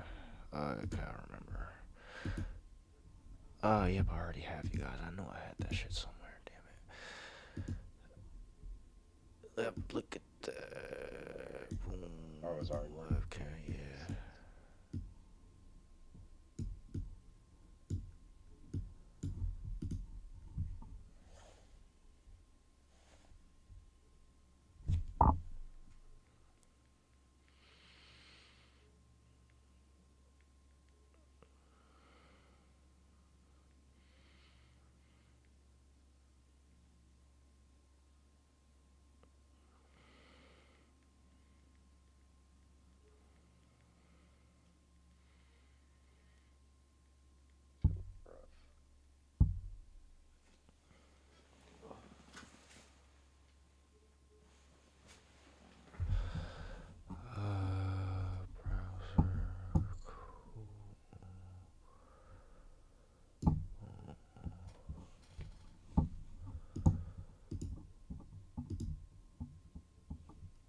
Why does quality look like that on here but not on your stream? It looks regular. Yeah, let's look at the house going out. How's it look on OBS? Does it look like that too? Shit, yeah, it's blurry, but it's good. Discord. You can just what's it? I can just. You just want to do the. Hold on. I'll do that. Just do that so the logo's there. Oh yeah, yeah, that's fine. I'm not really tripping. I just want. I don't get why it's like that. For sure. Yeah, however you want to do it. I'm going. I need to minimize this first.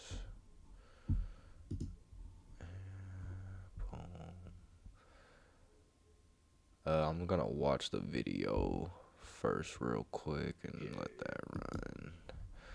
Alright. Let me get my recording ready.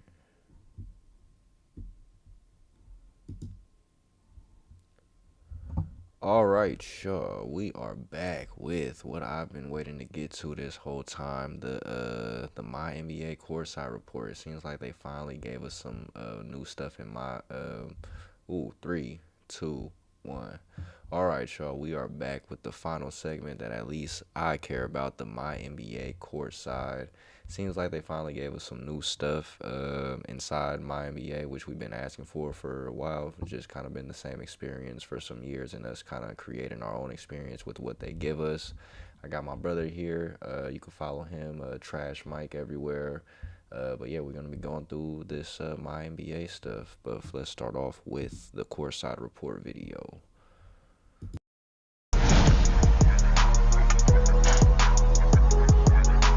Get back to basics in the NBA 2K27. This year, we're putting an emphasis on the finer details that go into running a franchise and ensure that we're authentically representing the modern-day NBA landscape. We've gone through the 2023 CBA with a fine-tooth comb, adding several heavily requested updates, such as the second apron. In addition, we've spent a significant amount of time addressing feedback from the MyNBA community, integrating highly requested features like 4-team trades, contract buyouts, Eurostash contracts, and more.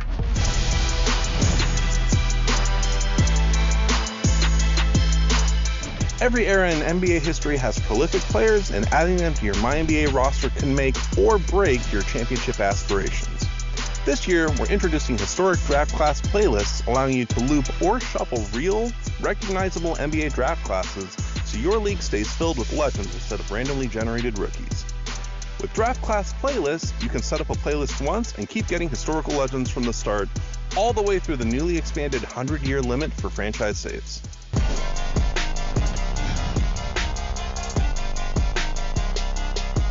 Running a team isn't just about the numbers, it's about the people.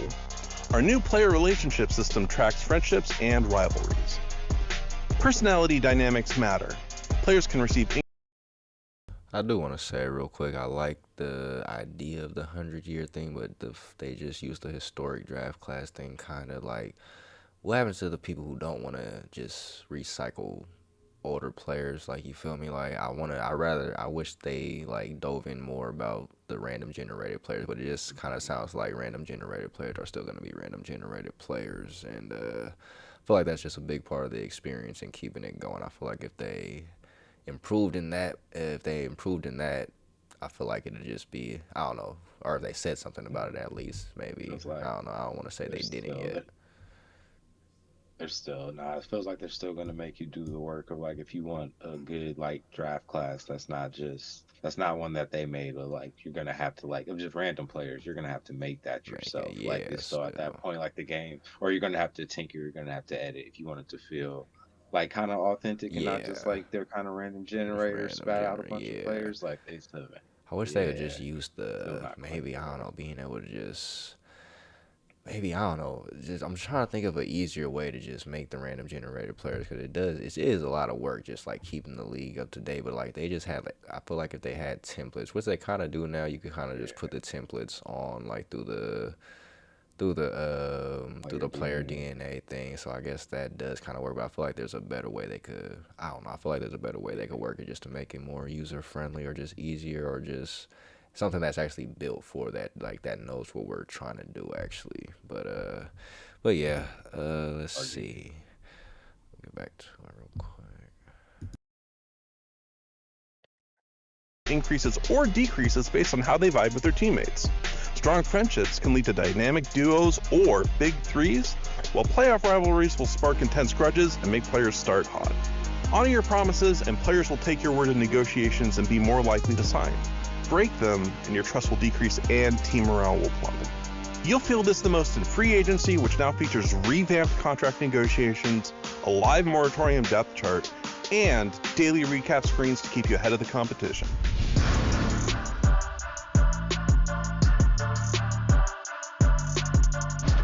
MyNBA introduces new ways to extend your legacy in the modern era.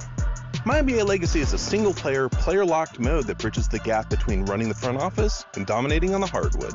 Players can experience a unique multi-generational journey through MyNBA Legacy.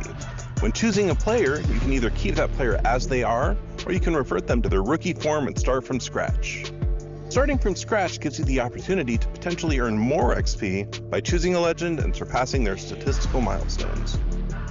MyNBA Legacy in 2K27 adds to the fun with an intuitive and easy-to-use interface that allows you to track your attributes and badges and organize them, making it clear when it's time to upgrade them. You can spend those points on training camps to fight off age regression, or buy bonus abilities that allow you to always sign players to a minimum contract, leaving more cap space for star players. Some abilities are eligible to be passed down to future generations, allowing you to progress further on the tier list to hit the ultimate goal of MyNBA Legacy, reaching the eternal GOAT tier.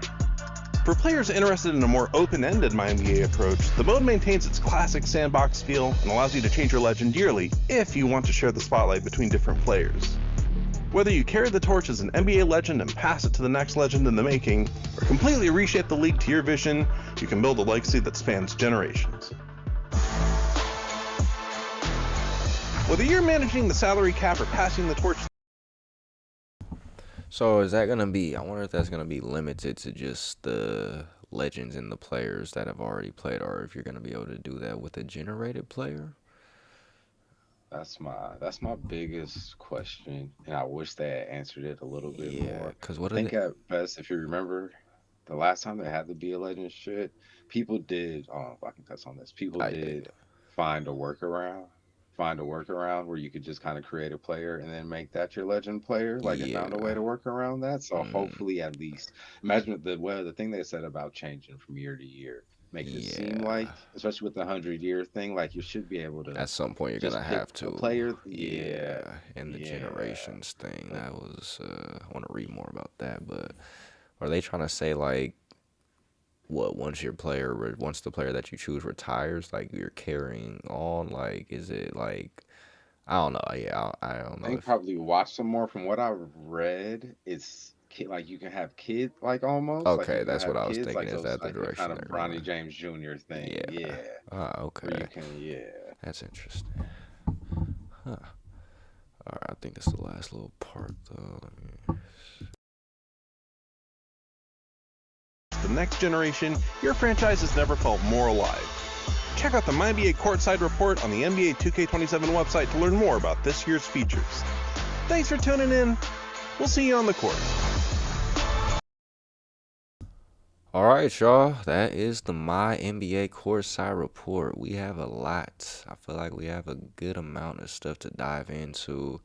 This is really big for all the My League players out there. It seems like they just forgot about it for a while, weren't putting effort into it, getting the same experience, like I said, for I don't know how much years, bro. It's been the same interface for, like, not even just interface, but just, like, yeah, just the same experience for at least, what, Feels like a 16? decade. Yeah, at least a decade. It's kind of just Yeah. been the same run around. So seems like that they actually just touched it up this year. So, like, anybody who plays My League, I know, or My NBA, you guys are excited about this. But here's what they got at the top of their thing. We heard your feedback loud and clear.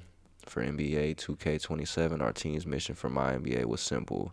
Get back to the basics and deliver the improved core franchise experience our community deserves. Yeah, like I've been telling y'all, bro, y'all was built on this. This year is all about giving you the power to put your vision into action. We refined foundational elements of the mode, featuring realistic CBA contract negotiations and brand new GM trust system, which that's another thing that they had added at one point that was really cool, or that was cool, or I feel like they always had the GM trust system, but they just haven't, yeah, just another thing they haven't tweaked in a while. So it seems like it's gonna be more like, I ain't gonna lie, it used to be more difficult, bro. I used to get fired on the old 2Ks, 2K7, 2K6, I'll get fired. You get fired having a bad season, no warning. Every decision carries a. Nah, go ahead.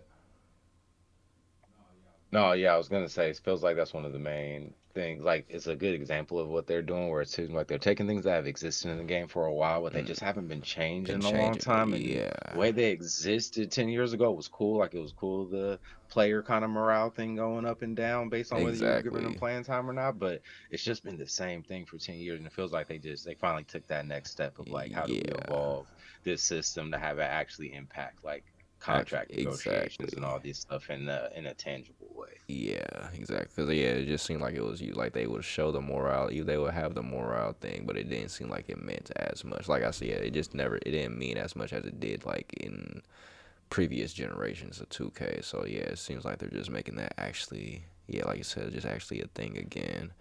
Every decision carries real weight as you obsess over roster construction and outsmart 29 of the front offices.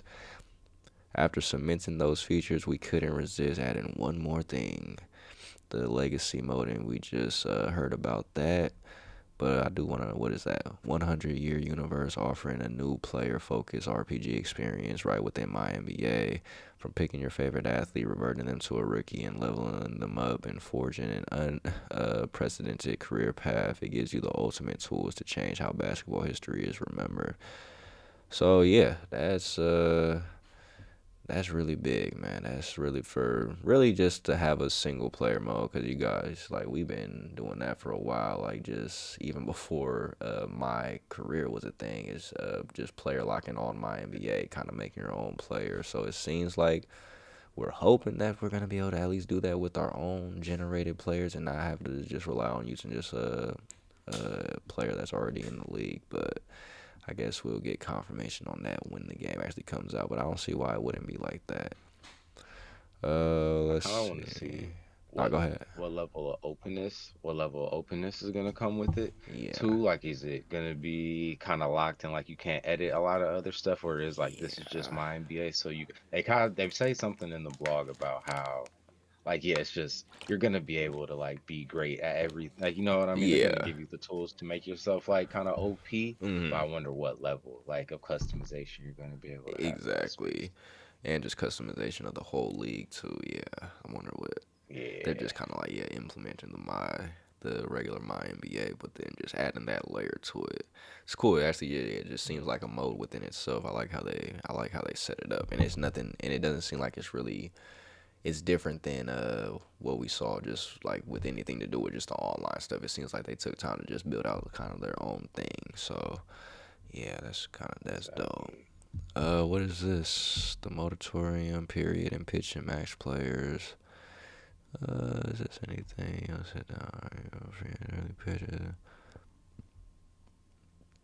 Oh, it's just more on the moratorium period that they have. Before free agency officially opens, you'll sit down with marquee max level free agents to make early pitches and lock in commitments before the window opens.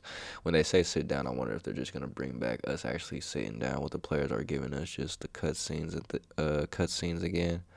Another thing that I feel like they had at one point. Top tier free agents. Go ahead.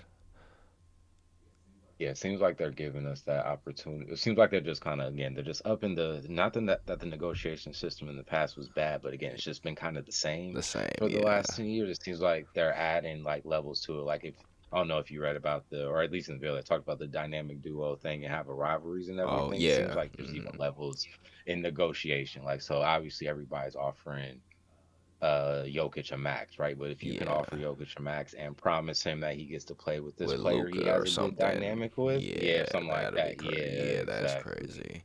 So you'll need to offer attractive contract perks, making that okay. Yeah, so like I wonder what those contract perks are gonna be. Yeah, like we said, just playing with the promising you get to play with another player.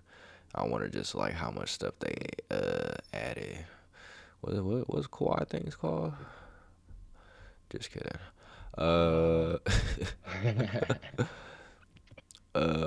Roster demands. Max players can demand general roster influence, ask you to promise to sign or retain close friend. Okay, that's kind of what we just talked about. Oh, lifelong loyalty promises. In real life, top-tier free agents always get max contracts. New to NBA 2K27, we've expanded the tools you have available to see what you can use to convince your player to join beyond just a simple dollar amount. Okay, all right. That sounds more that's what I'm saying. It's starting to sound like the tree company. Structure contracts with performance incentives based on individual or team milestones, such as making All NBA, defensive player of the team, conference.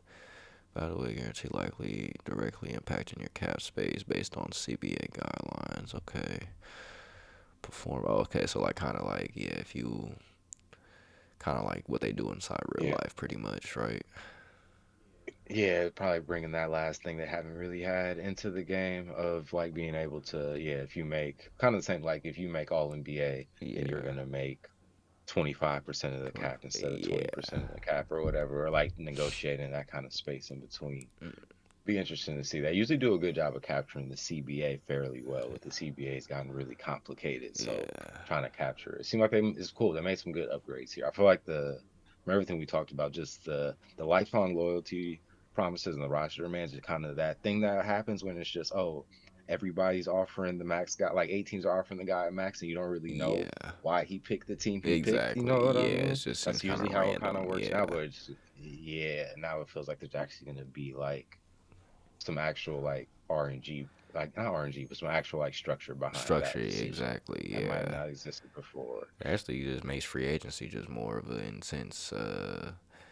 Brings life to the whole free agency and all season process. Just getting to see like, max player pulling a LeBron like LeBron just did, waiting to the last minute to make his decision, and like you actually kind of get a follow just what he's weighing out. Like, I'm weighing out playing with Luka, Jokic weighing out playing with Luka, or if he wants to go over here and play in somewhere in California, or I feel like it just adds a lot of layers to it. It's just something else that just lets us know that they really put time into this. And when 2K puts time into this mode, then this is one mode that they've always captured well, even without the update. gameplay wise, like you've been playing my league, like or my NBA for a while. It's like it hasn't been bad. It's just like you kind of just want more for the experience, but the experience itself, I feel like once you get into it, it's like being able to make it your own and the freedom that you do have. So yeah, them actually putting some hands on this and just getting into it and upgrading. I'm excited. But you got anything else real quick? No, I'm saying it's just the dope part they're updating. It feels like they're kind of updating the sandbox because it's like you said, it's a really good sandbox. It always has been that for like probably like the last 10 years, like we're saying. And you can, as long as you're willing to put in the time to create like the experience you want, you can get pretty close to the experience you want out of the game most years. There's some stuff you got to work around, some bugs you don't necessarily love. But I feel like just this first time in a while they really gave it a real update, and I feel like it's gonna feel, just from what they're saying, just like it's gonna feel new. And I think on top of that, the fact that they're giving us a new mode to interact with it, and that isn't just like trying to get us to do my GM again. Exactly. That's pretty interesting. And it just lets me know that it's gonna run a lot smoother because it would just my NBA would be fun until it just starts glitching out. Once you just always just some glitch, something that'll freeze the game, just something that just doesn't work. So yeah, I feel like a lot of those glitches just also probably got dealt with, hopefully. Let me see. Morale, personality, clashes, and dynamic duos.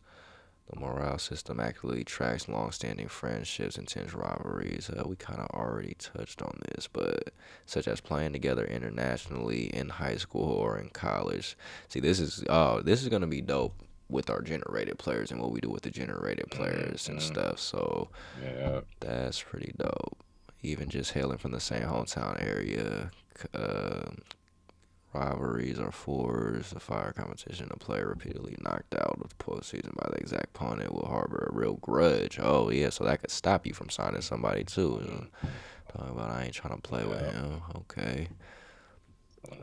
You get some real actual KD. I feel like you always make up the stories in your head of like, oh, these two players were beefing, now they don't play together, but it's like, oh, it actually can be in the game setup now. Exactly. And I feel like they tease it a little bit. Like I feel like whoever works on my league, they put little stuff in. Like if you really play, they be putting stuff in. It just seems like they haven't had the green light to really add all the stuff they want. So I feel like now that they got that green light, it's like, oh yeah, it's about to be actually being able to feel it just like within the game. It's just like, oh, these players are rivals. Like this is a big matchup. Personality update too, because like that's another thing that they've just had just in the game for a while is the personalities, but just it seems like they started to mean less and less kind of through the years. Plays a massive role in your team's success. What's up? Read this one. I was saying, read it. Yeah.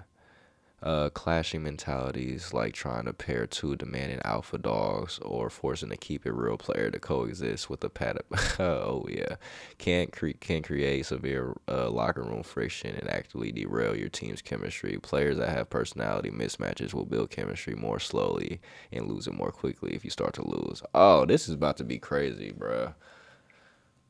Whoa. So yeah, that's that thing you were saying. Just pat my back, been in the game for a long time, keep it real, but it just doesn't feel like it does anything. Exactly. I feel like the only one that ever mattered was like legendary work ethic, just so your player just gets better. You know what I mean? Even unpredictable. Unpredictable was always in the game. It's like, what does that actually mean though? What is unpredictable? This is this is about to be fun. We might actually be able to do it this year. We might actually be able to just jump right into the my NBA. Especially just how customizable it is too with all this stuff. You can just do a 12-team thing with all these aspects in it. Interesting, man. I have to think that they improved even if we wanted to do online too, just with the with everybody. I feel like that would upgrade to earning and losing GM trust as the general. Oh, yep, this is what I was talking about. As the general manager, you'll now maintain a dynamic trust starting at 50. Your trust rating dictates how believable your promises are during free agency negotiations and directly impacts the locker room's morale. Governor directives span all my NBA modes. Complete my GM tasks and my GM. Secure player extensions. Re-sign your own free agents to increase your trust. Conversely, breaking promises or trading players on multi-year contracts causes your trust to drop. If your trust plummets, top free agents. Man, This is getting intricate. This is they for sure heard. They for sure heard us. Wow, this is more than I expected. I'm not gonna lie, but it's just like yeah, just another thing that's like kind of has we've seen it in the game before. It's just like I like the weight of just like knowing like oh yeah I could really get fired. Like that's I don't know, that just always added something. How you feeling about the news WRL? Right now, we looking at the My League news, bro, and this is a big W. I'm not gonna lie, My League. Everything else, I don't know, man. I don't know. See. I gotta get on the game. Gameplay looks cool. Yeah, the gameplay itself you does gotta look feel it, cool, though. but yeah, I gotta get a feel for it and just a lot of the bad stuff with the builder. I don't know, bro. It's a lot. So yeah, we'll see. But this My NBA stuff, really, really excited about this. So yeah, I'll say this is a W if anything. All right, let me get back to it. I already read that. Community requests, back to basics. We spent a significant amount of time addressing the top feedback from the community, integrated highly requested administrative tools and roster management features. Our focus was to rebuild the core elements of MyNBA, support the evolution of the sport. Through these changes, here are 21 examples of the many amazing. Okay, let's see these 21 things real quick. Let's see. Honestly, I'm interested in the Co-op My Career. Co-op My Career does sound dope. People have been asking for that for a while. And as a woman, the women mod players, yeah, they definitely have been slacking on that for years. There's no reason that they haven't put it in the game already. But yeah, that is another W for sure. All right, let's get to this list of 21. Expand your trade negotiations up to 14 simultaneously with the asset cap increased from 6 to 9 assets per team. Dang, so you could trade more ops, or yeah, so you could make bigger trades, pretty much what they're saying, right? Yeah, expanding it even more. No, it's nice. I feel like crazy. We used to have just like 3 teams in 3 spots. That's what it used to be way back in the day. Crazy, we're up to 9 now. Yeah. Negotiate contract buyouts with veteran players on expiring deals and hunt for late season additions on dedicated buyout market. Ooh, that's dope. Okay. This was a cool little thing. Just the fact I hadn't even thought how they didn't really have buyouts set up in the game. It's like, oh yeah, that's a nice thing to actually add in there. Experience the realistic roster building constraints of the CBA second apron, including trade restrictions and tax penalties for high spending teams. Ooh. Okay. Added 75 additional historic cores. Euro stash contracts have been on ice since NBA 2K24, but they're returning in 27. Why do y'all take stuff away and bring it back? I just don't get it. After receiving some significant improvements to give players the version they deserve, we had to go under the hood and rewrite the system to offer a more authentic, enjoyable experience. Okay. I respect it. I could appreciate that. That was the funniest one for me to read, just because I feel like it's them admitting that, like, yeah, there's some stuff that's kind of just broken that we got to really take some time to fix, and we haven't just taken the time to fix it. Exactly. I feel like our brother mentioned that just, there's nothing about the G League stuff in here. I feel like that's another thing, kind of like the Euro stash. That's just, this thing's kind of just broken, so you either just don't put it in the game anymore, or it doesn't work if it's still in the game. Well, just say like, oh yeah, you're making a game every year. Sometimes you don't have time to really give the time you deserve. That is the thing they got to bring back though, because when they first added that G League, it was cool. Like, I mean, they just literally never built on it, and it just became this broken thing. Now I don't know.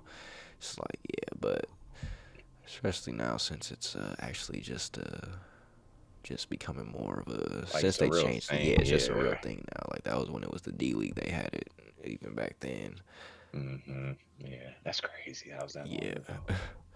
Oh, my NBA's All-Star Weekend has been updated to reflect the NBA's modern format. Oh, we finally got an update on the All-Star Weekend. Added the new 3-2-1 lottery system and all of the smaller minor details included. This is now available as a rule change as well as historic change if starting before the modern era. Added new styles of playoff series, home and away games for 5, 7 game series. We now support straight alternating home and away, as well as 2-2-1 for best of 5 series, and alternating 2-2-1-1-1 and 2-3-2 for best of 7 series. Dope. That's dope. This what I thought was kind of cool because I think for me, I'm always wanting more like kind of more sandbox, right? More of just being like that's kind of one of the tougher things now. You can't control too much of what your playoffs are gonna look like Yeah. in a lot of little ways. Uh-huh. If you like kind of make it less than 30 teams or whatever, you're kind Yeah. of just left to this is how 2K decides it to go. Play So with the it, idea of you yeah. can just do like actually a best of 5 series where something that would never happen in the actual NBA, but you can set up a best of 5 series in the playoffs where it is you're switching Exactly. cities every game. Yeah, like that's just cool. It's like something you never Yeah. really had. And then the fact we get the 2-3-2 back as an Yeah. option. And then yeah, you do like the 12 team on that. Yeah. Nah. Doing something just with like less teams that actually that's gonna be real beneficial. Opens a lot up. Yeah. More options is better. Added players' birthplaces and high school to their information. This is used to help determine if players should have starting relationships with each other from being in the same region, high school, or college. Okay, so this is kind of telling us that they did do something. They doing something with the generated players. Okay. That's a good point. That's a yeah, good point. I nah, didn't that think about kind that of yeah, aspect that of it. kind of tells us right there. So yeah, that just makes me think that it's I don't know, bro. Just help us out, man. I mean, I like doing the league and stuff, but like, if they just sometimes I just want them to just make somebody like. Then they do it sometimes, but like Nice. it's Every now and I then guess you'll now get you can one. you do got the chances, or you could do the sliders and stuff. Now I guess I don't play with that enough. Just like the draft class sliders, or like just like putting it all the way up just to see what they do if you just max it out. But yeah. Added the ability to add in cash considerations for trade. This includes both making sure it's an asset that can be added to the trade menu, proper evaluation by team as to how much cash is actually worth. Added a new So I setting. go back Yeah, go ahead. to go back to the high school thing just real quick. And I Yeah. feel like just worth pointing out. It's like just it's not just like because having the college thing in there is always cool, and the fact that they're not just adding high school but also region. I feel like just the fact that we're getting 3 levels of where this player is Where from this is just a can, nice little. yeah, It's a little thing just in general that's nice to have because it is like that's how we think about basketball players now. We kind of exactly. think about where they might be from. A lot of them play high school somewhere different from where they're from, kind of types. Like Moses Moody's a good example of Yeah, that, and you could, right? yeah, And then the college shit too, and it's just that extra layer. And then now we know that it's gonna affect the relationship, like the actual player relationships too. and So you can actually mess with it. That's the thing too. It's like, oh, what if they're from the same hometown, but they went to rival? What they went to North Carolina and Duke?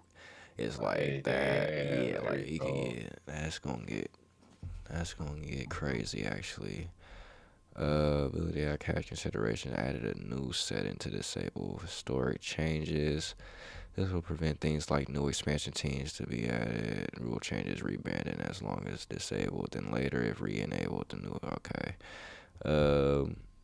Change this so heaves at the end of quarters count for team attempts, but they don't count for shot attempt. Oh, I thought they did that last year. They didn't do that last year. Maybe not in my NBA. They did I it. guess not. Just assume, but yeah. Added a new rule change that if a team calls a timeout when they have none left, if they should keep or lose possession plus the technical. Oh wow. Another thing I didn't Just a notice rule wasn't in change, the game, for yeah. sure. Allow for better matchup comparison when at neutral locations, such as final NBA Cup in-season tournament game. That's cool just because those Oh, haven't okay, yeah, I get existed it. Yeah. before, really. So it makes sense. It makes sense that the last couple years of the NBA Cup, like whoever had home court had an I had an advantage, just because they advantage, don't yeah. really So now have it's a way to just program the game without that. That's cool. yeah. That So makes now sense. you Interesting. play out of Opens up court. for a lot of. It makes sense that they probably added it because we're getting ready for college shit, and that's something you definitely need to have in a Yeah, college kind of game because there's a lot more neutral court games in that exactly. dynamic. Look interesting in the crowd. You just get fans of both teams. Actually, that's gonna be Yeah. cool to see. Added NBA Cup player history so it can be tracked through both players and staff. Okay. Added support for variant cities for the NBA Cup in-season tournament, so we can have both the real location in Indianapolis this year, but also support having it previous years in Las Vegas, as well as historic change to account. Basically, I'm saying we're gonna be able to play in Vegas. That's what they saying. Dope. All right. Yeah. Can I say something Yeah. about just all the NBA Cup stuff? This is a little bit of a detour more into No, yeah, go ahead. actual NBA stuff. Yeah. But seeing this, it drives home on something I think we all kind of knew. But like the NBA Cup, the NBA put that shit together really fast and kind of didn't know what they were doing, because if they did, they would have told 2K beforehand, so it wouldn't take 2K 3 years to get that shit to work exactly in the game, right? You know what I mean? Yeah. But it makes it like even the courts, like remember back then they weren't gonna do the courts. That's why some of the courts were kind of weird, and one of them got messed up and they couldn't use it because they like decided to do the courts like a month or like 2 before the games even started, kind of type. But it's just another example of like NBA Cup was a rush job. Yeah. And I think it's just another example like that. But it's cool now that the 2K's had a chance to catch up. It feels like it's gonna feel like a real part of the game. Yeah, it's probably gonna feel more fun in 2K than in real life. Honestly, it just add something to it, especially with the college. I don't know. I feel like they about to do a lot with the crowd stuff with the college. I ain't read about none of the college stuff yet. That'll probably be another video, you guys. Where was I? Added a rule change for clutch player of the year. Okay, that wasn't on there. Yeah, I guess it wasn't. Added limited 10-day contracts to both NBA and WNBA. You guys used to have that already, I'm pretty sure. Improved the first apron's effect so it matches the CBA. What does that mean? Like kind of all the stuff that's been happening with why teams can't make trades or something. There's everything that's been happening with this new CBA. Yeah. Where teams where the apron's kind of a hard cap in a way that it makes to describe like 2K needs to rethink how they make their game, because like there's not an infinite salary cap like that kind of used to be. You know what I mean? There's a lot of rules that break it, so they have to kind of make sure they got all that and put the stuff that when Kyle Kuzma asked Gen AI to tell everybody what was wrong with the CBA, essentially getting all that stuff in there. Okay. Ooh, they're changing the rec venues. Sounds fire too. Yeah, I think I like that. The different rec centers not playing in the same court every time. That's dope. The trades like they can't get everything go over the second. Yeah, this year. That's really dope. Like just like in the plan. They moved the theater outside. I mean, just like what he was saying. Yeah, but it's like the rec. I feel like the rotating rec is dope. What they were saying. It's just cool. But I feel like a couple of them were outdoor venues from what I could tell from the clips I saw. So it's just like there's a lot more. I feel like with every mode, there's a way to play either like on rooftop or outside. Exactly. Randomized too. Fixed an error in tiebreaker rules. Improve how we calculate defense when affecting shot probabilities. Now there's an inherent cap to how much they can potentially interfere. This does not impact shooting odds when playing in-game on the sticks. Wait, what? Improve how we... just saying that they're saying it's just for sim. Like, just for sim. Just for sim. I think they just changed some of the sim stuff just so the defense affects shots differently than they have been. Okay. Huh. It's good to know that they're thinking about the sim stuff. That was another thing I was concerned about. The Winter Park does look dope. Yeah, for all, shout out to New York. The Rucker. More rule changes in draft class playlist. League customization reaches new heights in NBA 2K27 with the rule change engine. Front offices are no longer restricted to 5 rule proposals per off-season. You can now explore, review, and vote unlimited number of pending rule options. Okay, yeah. To complement our 100-year franchise window, you can now create historic draft class playlists, easily line up. Okay, yeah, we know about that's kind of what we just saw in the video. Create alternate reality classes, playability, yeah. If you hit the end, you'll start from the beginning of the playlist. Players are randomly dispersed from the total players pool, leading to randomized draft classes without duplicate players. Use class, that's just more for when you're adding like the legends and other classes, I guess. Use classic draft classes, but go in reverse. I get it. Okay. It's like to what you were saying though, like not dealing with that main problem. Like, yo, just give me some good random players Exactly. also too, so I don't Yeah. gotta rely on. Yeah. Yeah. I Uh. wonder. That may But be a fix. There's a way to use these methods while using people's created class. You know what I mean? If they can create a market, not a market, but create like yeah. the actual 2K share space where people are just actually making custom like rosters, and you can just download a Exactly. bunch of them and put them Yeah. on a shuffle playlist type thing, just to get a Literally. bunch of Yeah. So it's just yeah.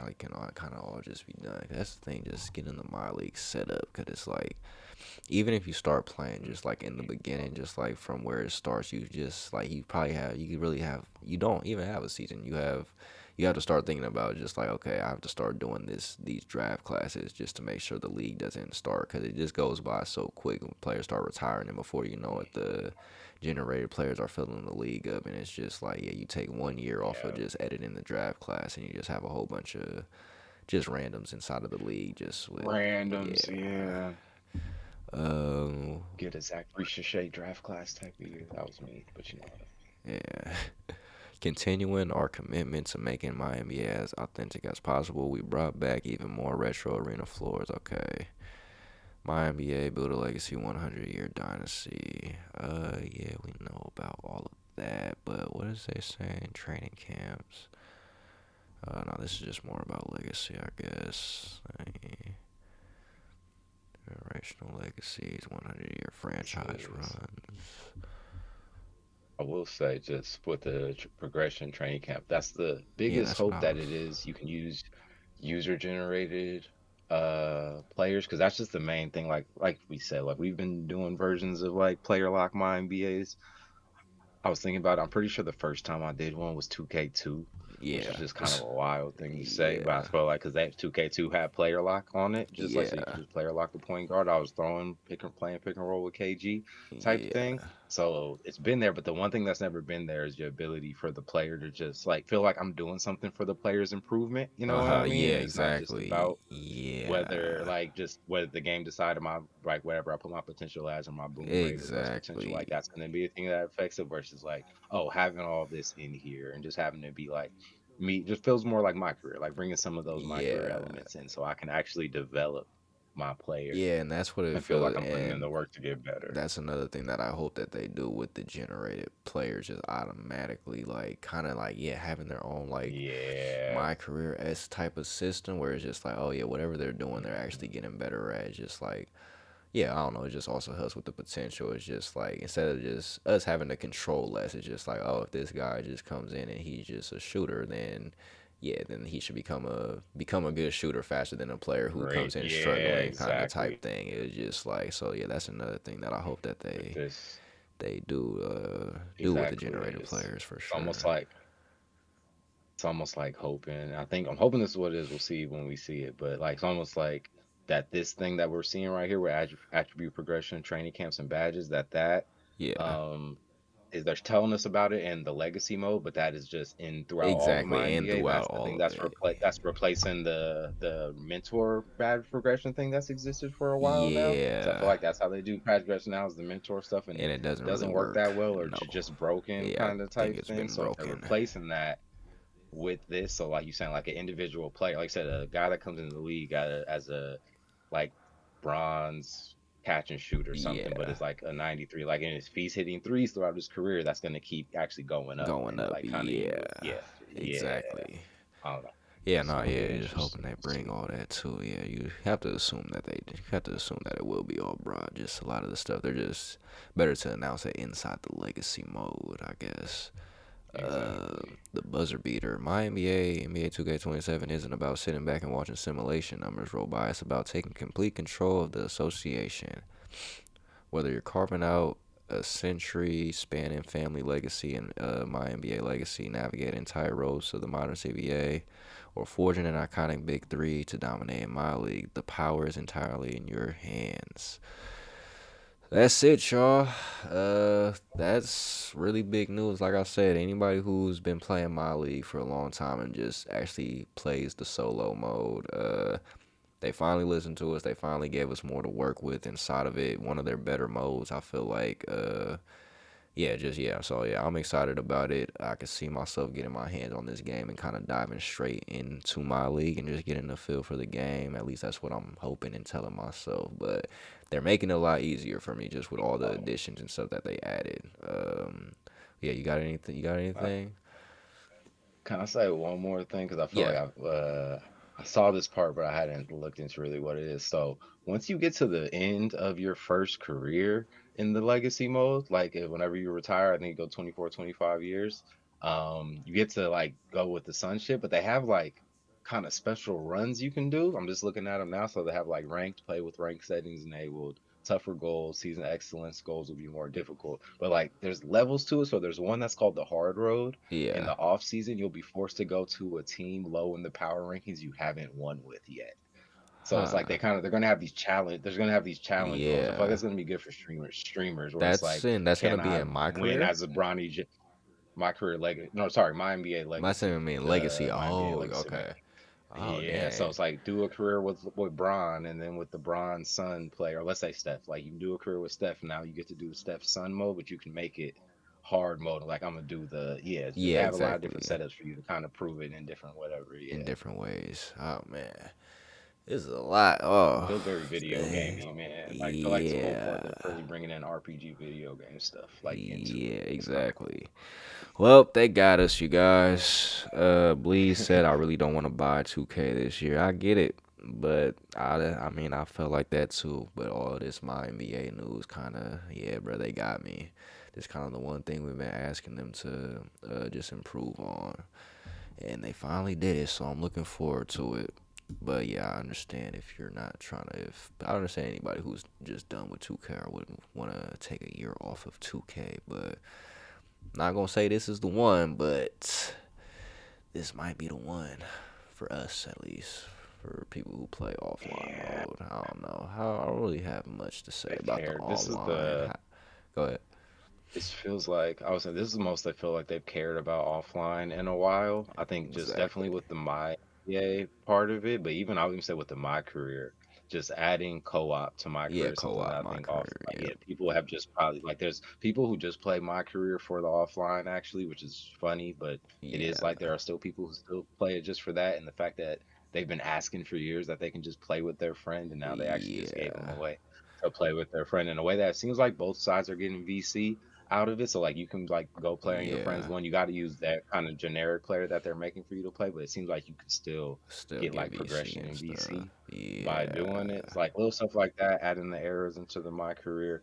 They said they added a story mode that's a lot longer, like the Yeah. prelude or whatever they call the story mode now. Mhm. And if to me it feels like the most intricate, or it feels like the one that's going to feel the most like the one they did. I can't remember which year, but where you had the G League thing where you played with all the old 2K my player like partners like Yeah. Shammy and all those Uh-huh. other dudes Yeah. were in it. I feel like that's the last time they put a lot into making it feel like fun and something worth doing. It seems like they're Yeah. gonna, yeah, they're caring. It seems like they're listening. They're at least if they're gonna screw us over with VC like they're always going to, they're at least putting some effort into the The offline this year, offline, which yeah, is and dope it because better they not don't be always no do it. VC involved in this offline stuff. Y'all better not try to sneak nothing in there. Don't even try to creep it in there, not even a little bit. Don't try to creep it in legacies and try to hide it or say. Better not do that.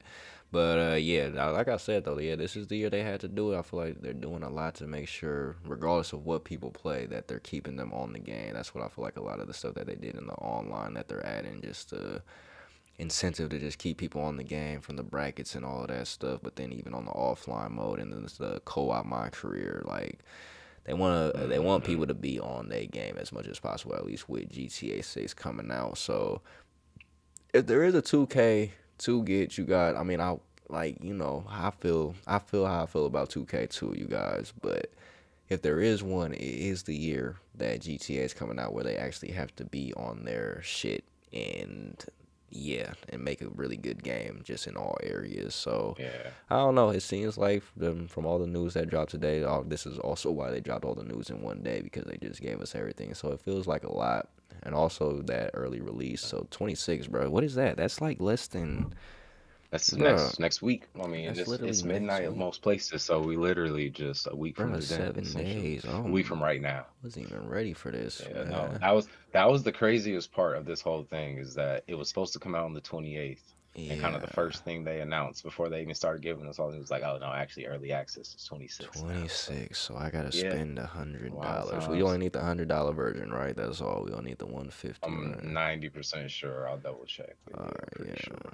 Gotta get this $100 version. 2K got me again, you guys. They got me Oh, boo again. to 2K for the NBA for taking the league pass bundle away, because that actually like at least 150. Uh, Get 2K and they get took it league off pass. It there. kind of made it at least worth it. And ain't got it no Yeah. more. It's tough. Ah, man.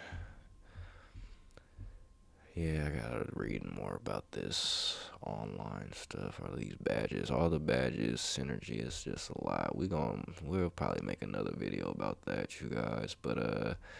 But yeah, we wanted to get to this My League news, or My NBA news, for all the offline players out there. I'm looking forward to it. I hope it does well. It also just opens up just another streaming, just like, I feel like, do people like, Hmm. unless you're a top streamer, people don't really like watching people just play 2K on stream, or at least like when the game first came out, you might get some people lingering, but Yeah, it's like, I feel like it's way more interesting to watch somebody just inside of a My NBA. And now that they actually did the updates and stuff, I feel like it's just gonna open up another lane, especially for YouTube also. So yeah, I'm just looking forward I to mean, it. So go ahead.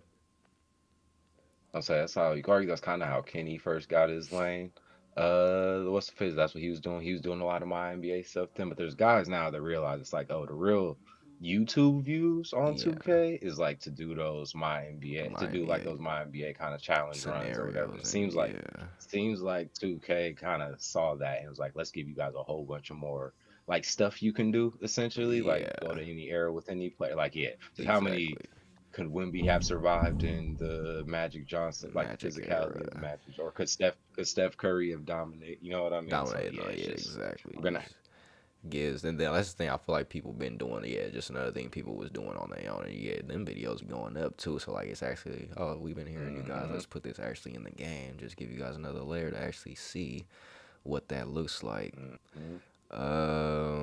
Yeah, y'all. I'm going to take a quick break. I'm going to go eat some food, and then I'm probably gonna get back on some NBA The Run. Gotta get it in, man.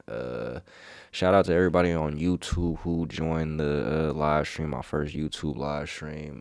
Shout out to whoever's in here on Twitch. Shout out to Ash the Don for being in here, being active in the comments. And shout out to Trash Mike for joining me. Make sure y'all go follow him on Yo. Twitch. Your Twitch, yeah, Trash Mike on Twitch and YouTube. For gaming Everywhere content. Trash Yeah, Mike. everywhere Trash Mike. That's With the Mike with a one. one Mike with the one. and one KE. Yes, sir. And but yeah, y'all will see us. We'll be posting some 2K content. And y'all probably see us on 2K on Wednesday, cause we fell for it again. I'm out of here, y'all. Do it one more year. Peace.